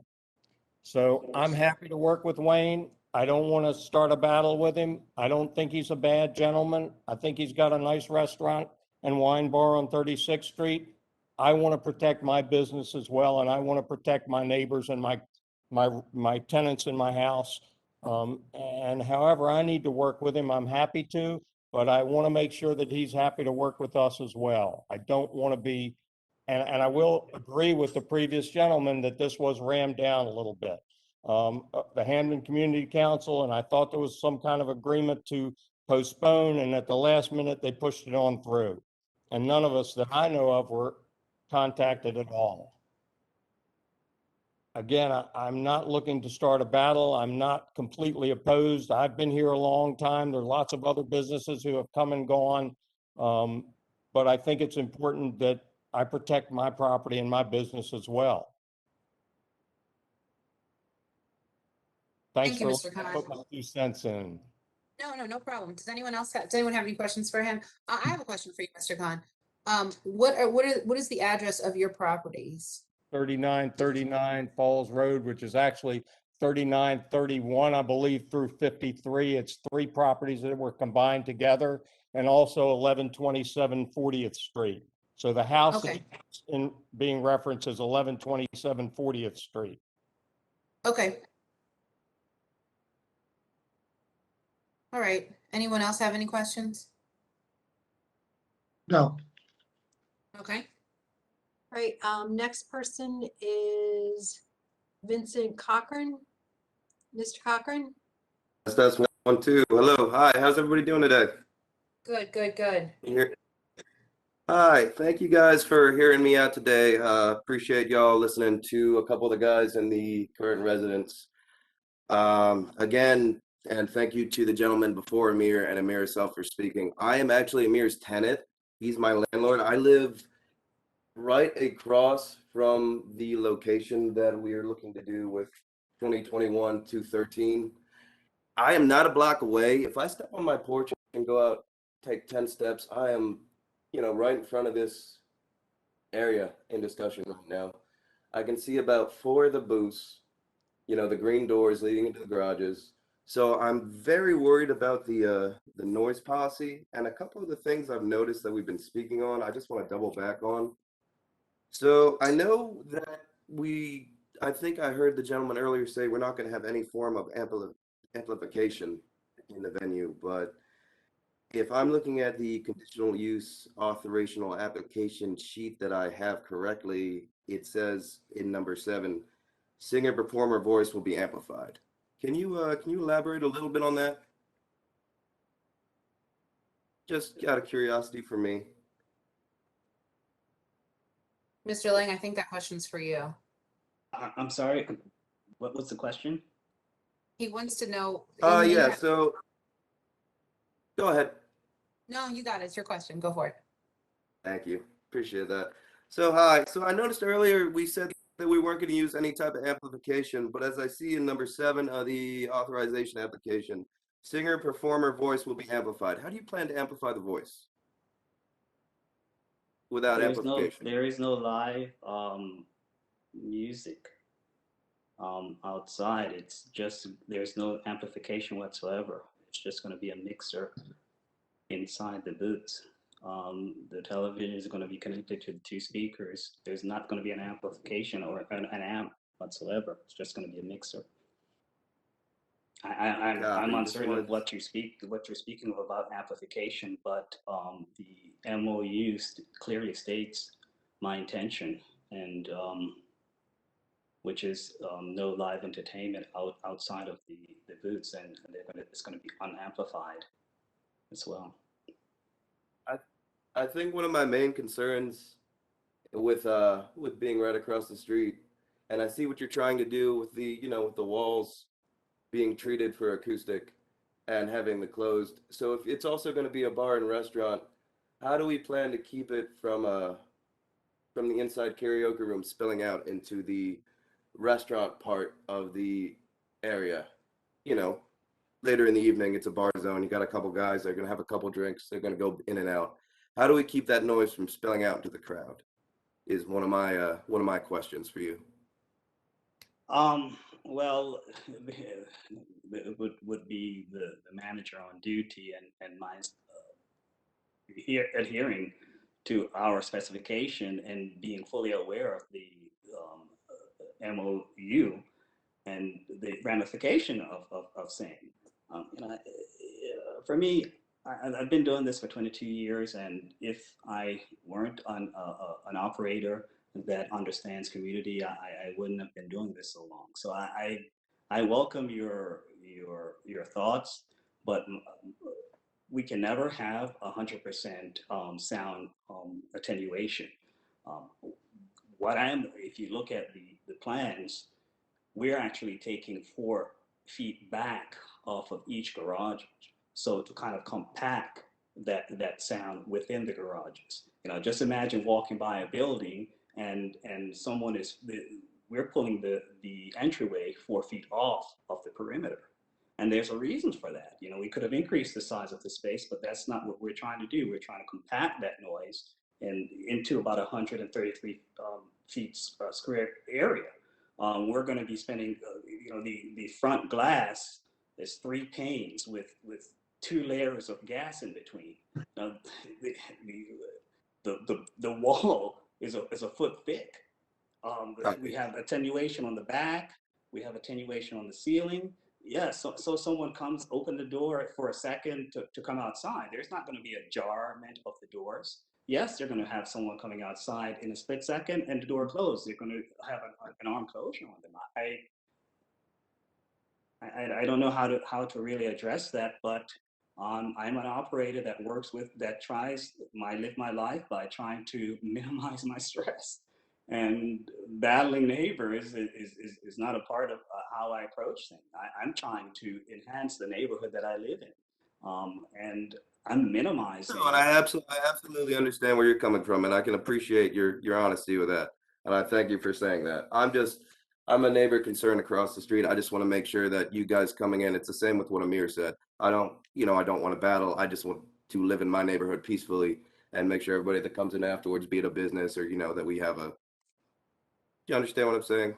Understood. At the end of this, I'm sure we'll meet one another. I met with Amir as well, and he was forthright to say that he was going to oppose it. He likes me, but nonetheless, it's business. And at the end of the day, I'm just trying to promote a neighborhood that I believe in, that I've invested heavily in, and anyone can come and knock on I don't want people coming knocking on my door saying, "Hey, what the F is going on here, Wayne? You have this, or the other." I'm right there on Evans Chapel. So when I look at the site right now, I see blight.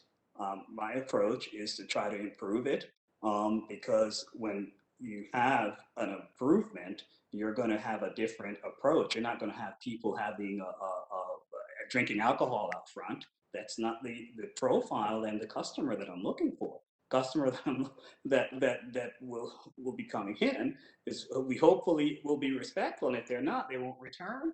And all right, it's just a matter of setting up standards for your employees and your guests to abide by, or they won't be participating or part of the business. Mr. Lang, thank you for your answer. Part I of hear this you, sir. is my relative greenness to facilitating these meetings, but you do have the last word on the end of this, and I know I did ask you to answer that question that time, so that was my fault. But I think I'm gonna limit the questions that we ask Mr. Lang going forward and have everyone. I think a lot of the opposition is based on people's questions about kind of like everyone's kind of the application changed and some things changed before they got here. So I understand if people in the opposition have questions before they can actually voice what their opposition is, but let's try to keep everything, once again, as short as possible. We're on a little bit of a time crunch. Madam Chairman, may I speak to that? Copy. I apologize. I will. No, it's on me. Go I'm ahead. gonna take it. Mr. Lang, you said you wanted to tell me. Well, no, I just wanted to speak to that matter. I met with the Hampden Community Council. Mr. Lang, let me stop you for that. You do have the rebuttal, but it's not quite time for it yet. So just hold on to that. I promise you'll be able to address that on the back end. Thank you. As we go, no problem. As we go through the rest of the opposition that may or may not exist. I don't know how many we have left. I think we If have. you just want me to get it all out in the open and just do it all in one statement, I can, if that makes it easier for you guys. Yes. Give me your concise statement right now. Your best elevator pitch. Let's go. Oh, that sounds wonderful. Okay, so pretty much, I do oppose the restaurant. Nothing against Mr. Yang, and I think I do like the wine bar. I do think he's a very nice business owner. I just don't think it's a good idea for our neighborhood. I think it's a very small residential, and I do think that the sound will have an impact on the neighborhood that will be trying to control. It's a very quiet, small street. I know you're not talking about parking, but obviously, as much as everyone is that is probably opposed to this to say, I'm very worried about parking. I'm a little worried about sanitation as well, but I don't believe it's the time to speak on that. Correct? If you think that your sanitation issue has something to do with the accessory use of this building for live entertainment, then yes. But if it has to do with a restaurant in general overall, then no, this is not the time. Copy. It does not have to do with anything live music related. All right, then. That's about it. I'm just worried about that and a little bit of the crowd control involving the audio concerns. Gotcha. That's about Noted. it. Thank you so much. Tell me your name again for the record. Vince Cochran. Mr. Cochran, thank you very much. Thank you. Everyone have a good day. Appreciate y'all. Okay, next person is Olivia Yates. Miss Yates, you are unmuted. Yes, hello. Thank you for taking my my question. Oh, wait. I've So what lived- is your name for the record? I'm sorry. It came up as Olivia. That's my daughter. Oh, okay. What is your name so that we know who you are? Daniel. Yeah, Daniel. Daniel? Yates. Yeah. Okay, Olivia's dad. Go ahead. Yeah. I've lived behind Amir's business right on Hickory for 20 years, over 20 years now. I came from Denver and thought I was only going to stay a year or two. But I liked the neighborhood. And I liked watching the neighborhood grow. But I've also watched where things are sometimes getting beyond what makes it worth staying. So I don't know if we're trying to grow a neighborhood or we're just trying to grow someone's business. And I have the concerns that everyone else has. And I wouldn't stay if this is how it's going to be. If I wanted to live in Fells Point, I would have moved to Fells Point on expectations of what it's like. So I'm just putting my 2 cents in that I know what goes with restaurants and bars, and it's not always the owner's fault by any means. But everything everyone else is worried about, from the noise to the parking to the trash to everything else that goes along with it, I just don't feel like this is a good spot for this to happen. So that's my 2 cents. Thank you very much. Okay. Does anyone have any questions? Sorry. No. Okay. All right, next person I have is Lisa Lunt. Let's see, hold on 1 second. Miss Lunt, you're unmuted.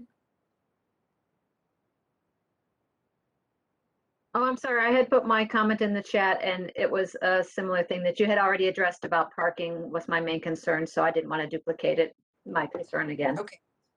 Thank you. Thank you. All right, next one is Chris Rogers. You're unmuted. Hello. Can you hear me? Yes. Yeah. Oh, great. Thanks. So I'm a resident of the block, West 40th Street, directly affected by the proposed venue, and I oppose the conditional use for live entertainment accessory on the grounds that an MOU does not appear to be enforceable. Thank you for your time. Thank you. All right, John Seidel, you're unmuted, or Joe Seidel? Yeah, I'd just like to second what was just said. Furthermore, I live on Hickory right around the corner. And while I appreciate Wayne coming out and talking to the Hampden Community Council, unfortunately, I've seen no outreach related to the individuals that actually live around the restaurant, proposed restaurant, and would appreciate an opportunity for some sort of communication with people that actually are living near the location. But I'd like to echo what was said just before me. Thank you for your time. Next one is Jacqueline Paul. Ms. Paul? Oh, hi. I just wanted to clarify this. I had a question regarding the transferability of this approval, and that if the applicant did not go through with this project, how much risk would there be of another applicant being able to turn around and propose something to the letter of what is in the application, not what is in the MOU, and and putting something in that was not reflecting the spirit of this MOU. That would be my biggest concern. I'm a nearby resident on West 40th Street. I also am with the Medfield Community Association, but I'm not as close as the folks expressing opposition. But I just would like to register a concern and ask, you know, what the actual feasibility and likelihood would be if this is approved, that someone else could come in and sort of take more full advantage of what's in the actual text of the application as opposed to the MOU, which has been hashed out by the community. I think I can address the procedural part of it. So again, the only thing that the board has before it would be to approve a conditional use for live entertainment that's accessory to a restaurant. When the board issues a resolution, that resolution is good for a period of 12 months. So permit for that use has to be issued within a period of 12 months. And again, it's a use permit for live entertainment conditional. So that, you know, if Mr. Lang decided to sell his business tomorrow, that use permit would have to be issued in 12 months, but it would only govern, again, the conditional use for live entertainment. But then, for example, outdoor amplification perhaps could be on the table if it was to be taken over by another. Yes, but that would have to happen within the next 12 months, and that applicant would have to get a use and occupancy permit for a restaurant or another underlying use for this conditional use approval. Yeah, so a lot of things would have to happen for that to occur. Okay, thank you. All right, and it doesn't look like I see anybody else with hands raised. So I will quickly go through the call-in users. If you are here in opposition and wish to speak, please speak up after the 2 beeps. All right, next call-in user. Next call-in user. Next call-in user. Yeah. Whoop, I cut him off too soon. I'm sorry, sir, you were here in opposition? Yes, please. And your name? First name's Ron, last name Masoda. And could you spell that, please? Your last name? Sure, Masotta. Okay. All right, what do you want to tell So us? Sure, and I hope this isn't too much repeating what others have shared, but I find it somewhat disingenuous, and I apologize for that term, but that it seems like the proposal on the table is for conditional use live entertainment.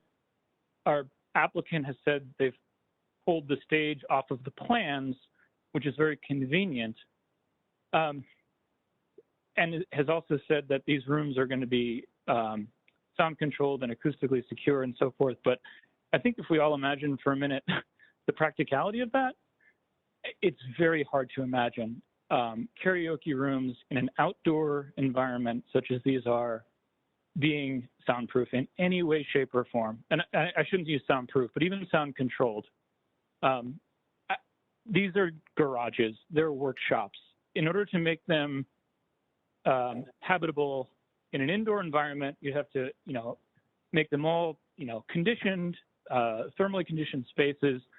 I can't imagine anyone in a July day in Baltimore sitting in an enclosed brick masonry garage with the door closed and keeping all that sound inside. These doors are going to be wide open. The sound will be amplified to some extent. Otherwise, we're all going to be just whispering to ourselves. And that sound is going to travel. And those neighbors in the quiet neighborhood around it will be impacted. I think we all just need to think of the practical implications of what's on the table here. I strongly oppose it. Thank you. Okay, next call-in user.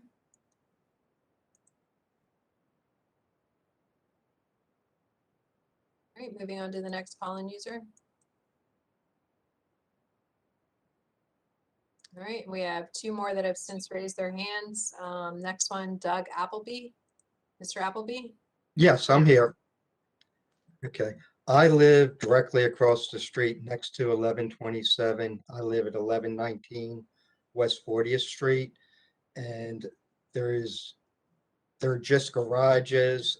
I don't see any way that they can keep the sound in, that people will be going in and out of them as they're playing their music. There's no parking here, and it doesn't even look like they have a real plan, except for they're going to build a soundproof room and theoretically be in there doing karaoke. And I don't understand how you can do that without amplifying the music. Okay, thank you. And last person is Leanne Kozik. Ms. Kozik? Yes, can you hear me? Yes. Hi, again, my name is Leanne Kozik for the record. I live at 4006 Hickory Avenue, and my house uses the same alley that backs up to this property. And I do just want to say that the noise in that alley does travel. It echoes, it noise from other people's, voices and things that would be happening in this courtyard would travel down the alley and affect the neighborhood like others have been saying. I do also want to echo that these garages that they're proposing to put the karaoke into are very old structures.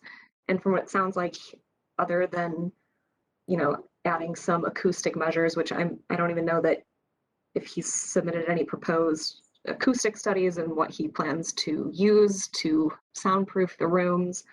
But otherwise, it doesn't sound like he's doing any kind of structural or other kind of construction to improve that area. And again, they're very old structures. And so I'm concerned about having the live music in those structures that back up to the alley that, our baby nursery backs up onto as well. And having to hear that until really the wee hours of the morning. I mean, I think the hours of operation go till 1 a.m. and this would be the only business in the area that would be open that late. Because again, just for context, this area of Falls Road and Hampden is 4+ blocks removed from the avenue. This seems like it could be a cool idea closer to the avenue and something that more in line with what the avenue has to offer. But as far up as it is on Falls and Hickory, I think it would be out of place and disruptive to the quiet neighborhood atmosphere like everyone else has explained. And again, like everyone else has mentioned, the noise pollution just from everyone in the courtyard beyond just what is in the little rooms themselves would also be disruptive. Thank you. That's all I have. Thank you. I believe that's it. We have one message in the chat asking if the applicant would amend to include the terms of the MOU in his application, since the application still calls for amplified music. So that is something that's on the table for both the board. Could, if when we get to deliberation, make the MOU part of the resolution if you were to approve. Okay. And so I guess we're now at the end of the opposition testimony. Sure, Mr. Lang, you have the last word. Keep in mind what the opposition has mentioned and what has you already covered in your first part. I just respond to the applicants. I'm not trying to disturb the neighborhood. I'm not too far as the last 22 years, so I defer to the board to make their decision. Okay. I have a question. Mr. Lang, I'm confused. Are you going to have indoor and outdoor dining? That's correct. In the summer months, there are outdoor dining tables there. That is correct. But you're gonna have indoor dining also. That is correct. Okay. And were you surprised that there's this much opposition from your kind of immediate neighbors?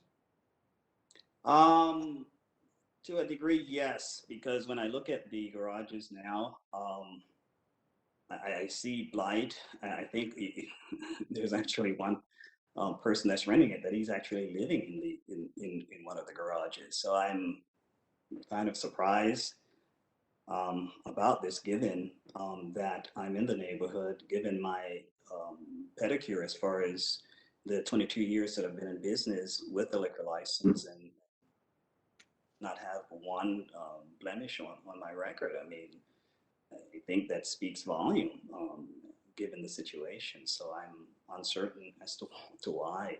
I can clearly put a restaurant there by the zoning. So the conditional for live entertainment, I thought in the initial application, I had a movie screen for local neighborhood movie night. They said, oh no, that can't happen. I had the stage there. It doesn't make any sense to play live music when I have people in rooms doing karaoke. I immediately removed that. So I think the amplified component is if we have private events, a wedding, etc. I think that's what it spoke to as far as amplification of music, if I recall correctly. My intent is I have a 133-foot square area that's pushed back from the perimeter, that's well insulated and isolated, and just have speakers. No, even if I have the next door unit, if the music is going to be that loud, no one will be able to hear themselves. So I'm a little bit surprised, given what I've stood for over the last 22 years. Did you approach any of the folks who were in opposition today? I spoke to Armin, the owner, which is directly across from me. He indicated to me that not a problem. You seem like a nice fella. I've been to your restaurant on 36th Street, but I have to look at my parking. People park there, and I get it. I guess I would do the same thing as well, but I was shocked when I hear business owners. I think one of the emails that I received that business owners were against me. I have never in my 22 years opposed any other business. I want everyone within reason, if they're respectful of the property, etc. They should have a voice. This is what America is about, to have an opportunity to open a business. Obviously, there are various points over the 22 years that people could have challenged me for the liquor license renewal, any kind of permits, the numerous permits that I have to apply for. But if you look at my record in 22 years with a liquor license and all of these permits, I have no citations. So I am concerned about that. But I guess I've always been an underdog, and look at me. I came here from a third world country, and I feel as though that I'm going to prove them wrong. I've started with the first business I had in the neighborhood. I think the first person said, "Oh, this person of color, I'm never coming back here." That person wound up talking to me every day, in subsequent businesses. So I am a little bit disappointed, but I feel confident of my approach to life. It's worked for me, and I feel comfortable that people will see my approach and understand what my expectations are for my employees and the vision that I have for this site. Thank you. Thank you. All right, I think that's going to do it for this one. We have enough for deliberation at the end. Let's move on to the next one. It would be 2021-214. The address is 3358 Strickland Street, and the appellant is Muhammad Salim.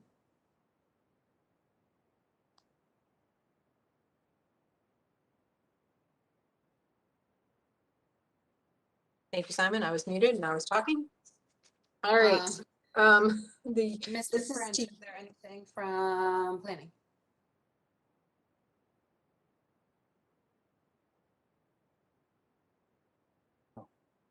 Martin. Planning Department report. I'm sorry, I'm not hearing it very clearly through here. Yeah. All right. I apologize. Planning I said, Department yeah. reviewed this application, noted that this is in some way similar to an application that the board previously heard, number 2021-65, which was an appeal for 3 dwelling units on this same property, which was disapproved. The issue is whether this is a residential conversion or not. Records available to the Planning Department indicated this is a single-family dwelling, and therefore this would be a conversion, which is not authorized to happen in an R6 zoning district, which is where this property is located. For that reason, the Department of Planning recommended disapproval of the application, as the zoning code does not authorize conversion of a single-family dwelling to a multifamily dwelling in the R6 zoning district, where this property is located. Thank you. Yeah, As anything from staff? As Mr. French stated, the board actually did hear this earlier, but it was a request for 3 dwelling units. The facts are still the same. Based on the record, it appears back in the 1950s, it was 2 dwelling units, but in 1996, a request to reduce it to a single family dwelling with a home occupation was granted. So the last legal use for this property is as a single family dwelling.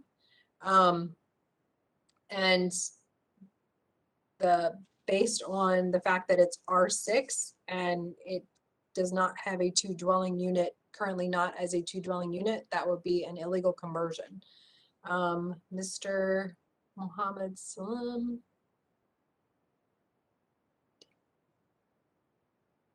So I do not see Mr. Salam in as an attendee. So Mr. Salam, if you would either raise your hand or I'm going to go through the call-in users to see if you are here.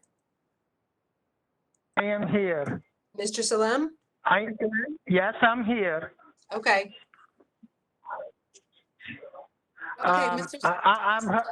Yes. I was going to say, tell us about this project and specifically what makes this different than the last time. What have you discovered? What is different than the last time you were before the board? Actually, I was not going to refile this, but I had to do it because there is an abatement on the property by the code enforcement, and David McNinnis suggested the plan that I submitted for 2 units, and it was once as 2 units from 1954 to 1996. And I have, I'm consolidating the home office with the ground floor unit and just taking back or applying back for the 2 units that it was between the years 1954 and 1996. And that has been recommended by the Code Enforcement Division, David McNinnis, and he saw everything that I was to submit, and he said, I have my ducks in a row, and I should not have any problem obtaining the approval because it was, the property was once used as such. And that's exactly what I'm asking for. Taking out the home office, consolidating that with the ground floor, and second floor is independent of the first floor and vice versa, and just keeping the 2 units. There's no other way to use the property because one has to go out of the one to go to the other and vice versa. Okay, so I think I am lost here. Mr. McGinnis. I am, by the way, I'm sorry, I didn't mean to interrupt you. I was told to seek the approval operatively, like use-wise, but not necessarily changing the zoning or anything like that. It's just the property cannot be used in any other way. And that is how it has been all along. Even beyond 1996, the upstairs unit was independent of the rest of the building. and so was the home office. Now I'm consolidating the home office with the ground floor, and there's no way to consolidate the upstairs unit with the ground floor.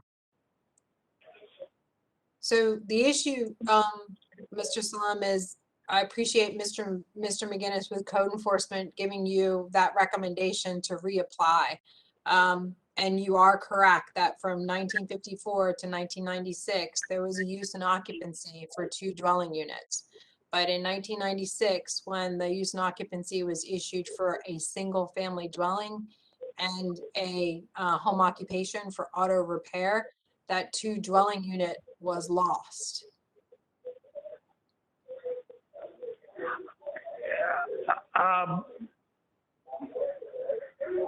But I have submitted the drawings of the house and also how I am consolidating.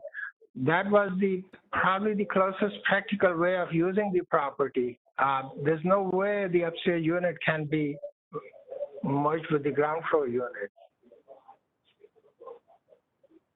I mean, it has its own side entrance to the side of the house from outside to go upstairs, and then the house has front entrance and the back home office that was like the garage is being combined with the first floor. But I'm not seeking any zoning changes. It's just the use-wise. I did have a property at 3532 4th Street, and that was 2 units use-wise, and so was this house. So I'm just requesting the same what it was once.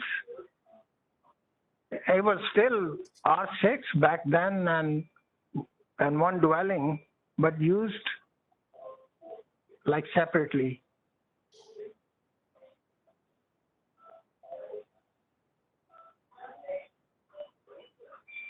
I'd like to know what housing inspectors suggesting this gentleman bring 2 units to the zoning board.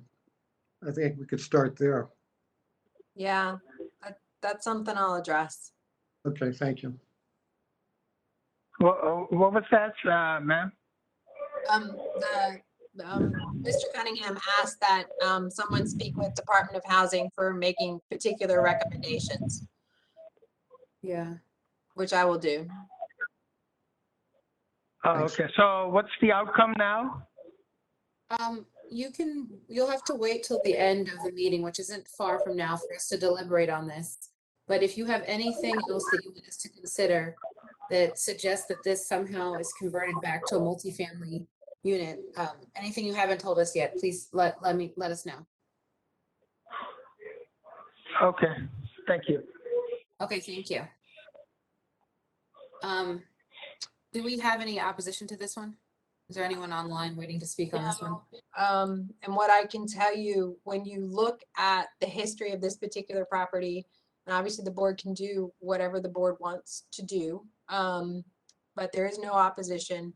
This property, I believe, Mr. Friendship, backs up to railroad tracks and at one time had a industrial zoning to it because of its location. And it was 2 dwelling units from 54 to 1996, when the request was for single family dwelling to actually have an auto repair shop home occupation, which is a really intense use, but given the location, it made sense. And more than likely they were asked to reduce the occupancy from 2 multifamily to a single family with in order to move forward with that home occupation for an auto use.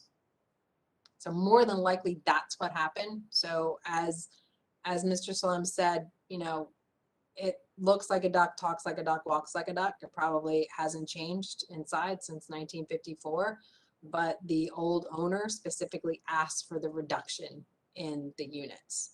So there's nothing in the land use cards that shows that it should be more than a single family dwelling with a home occupation of auto repair, which is kind of wacky.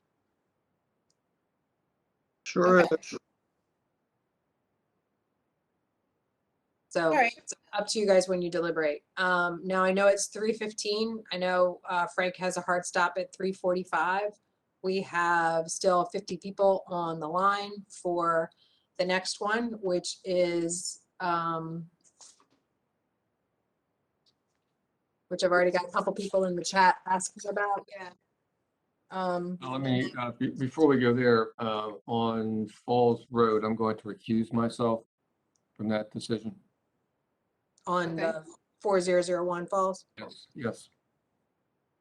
So that means that then there's only three of us. Three.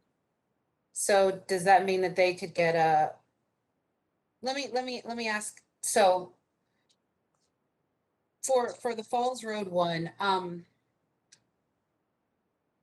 can the board do like a very, can we make them have a continuance to have conversations? So you can have Sure. conversations with his neighbors about that? I Mhm. think that's something useful for that. I think that's a very good idea. Yeah, and then are we allowed to, if 2720 Akintarali Terrace, is that the one with 50 people in it, or is it the other one? No, it's 22? Brookfield. It's 2201 Brookfield. So can we do 2720 first and then save 2201 for when will we actually have the people power to take it on? Yes.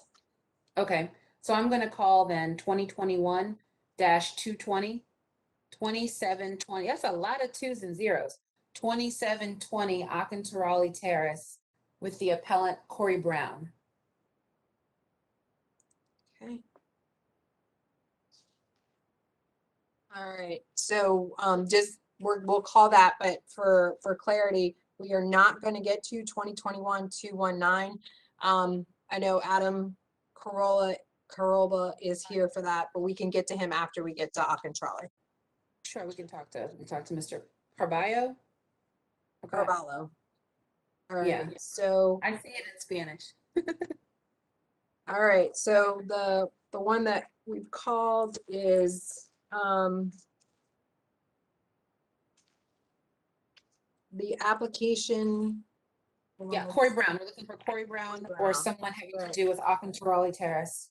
Mr. French, do you have anything? Yes, while we Yes, wait. thank you.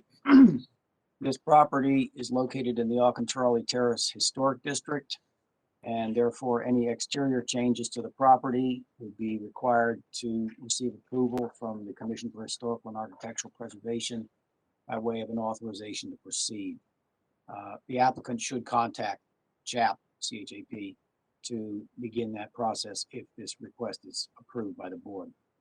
The Department of Planning, however, notes that in order to increase the number of units from 2 to 3, there is a substantial lot area variance that would be involved.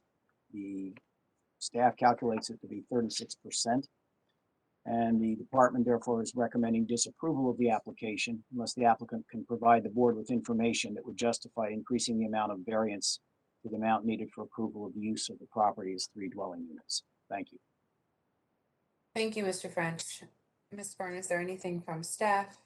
Yes, so again, variance to use the premises, I believe it was already a multifamily dwelling, so the last authorized use was 2 dwelling units, so the increase of a 3rd dwelling unit would require a minimum lot area variance of 675 feet and would require an off-street variance of 3 spaces.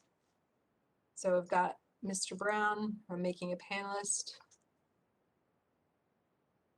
Yes, hi. Hi. Mr. Brown, tell us about your project. Yeah, so we currently, as was mentioned, have a 2-unit. The basement wasn't being used at all based on what we can see. The building has been abandoned for many years. The back was dilapidated, and there was virtually no use of space in the basement other than storage.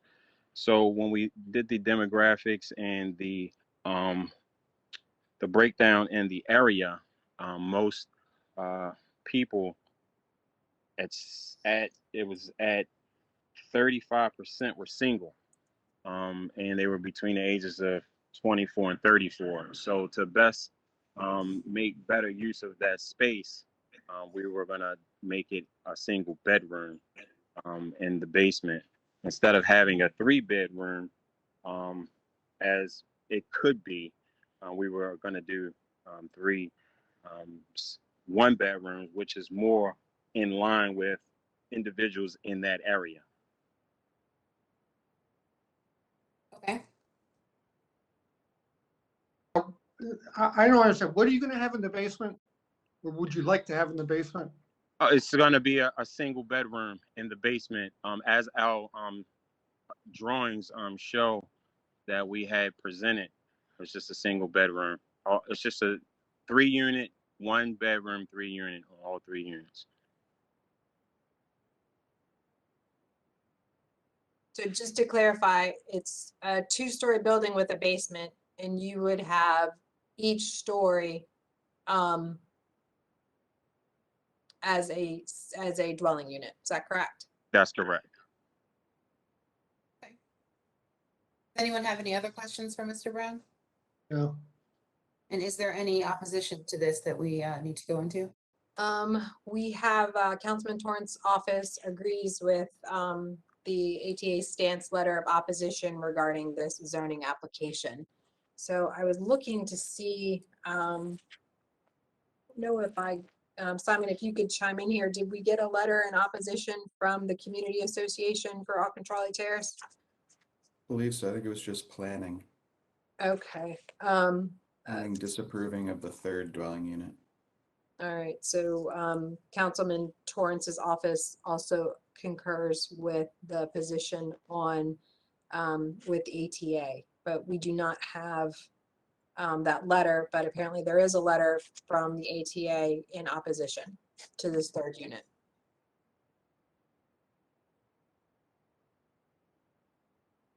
All right, and I think that's it. Yep. That is it. So Kendra Pryor, yes, unfortunately, that does mean that you won't be here today, but there will be a new date for this. Oh, we need to talk to Mr. Carballo, or, yeah, right now, correct, yeah. I'm sorry. If you could find. We don't have a new date yet, but we're gonna talk to the appellant right now. Brookfield. Yes. Yes. Okay. Okay. So, Mr. Carballo, I've just made you a panelist. Thank you. So are we not able to present our project today?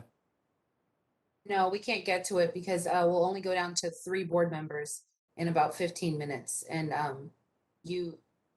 unless you want to take that chance, I suppose it's your case. Which means it had to be unanimous decision. Yes. I think I'd rather reschedule. Okay. So Probably the most appropriate date would be November 2nd. Given the amount of cases we have on the October 19th docket and the amount of opposition we have on the 19th docket. And if anyone is here from the community for November the 2nd who can't make it there, you can always send in your comments. Again, Ms. Pryor, I don't know if you can be placed at the top of the docket, but the reason we're putting you on the 2nd is so that there isn't much else there. And we know not to schedule much else for that one.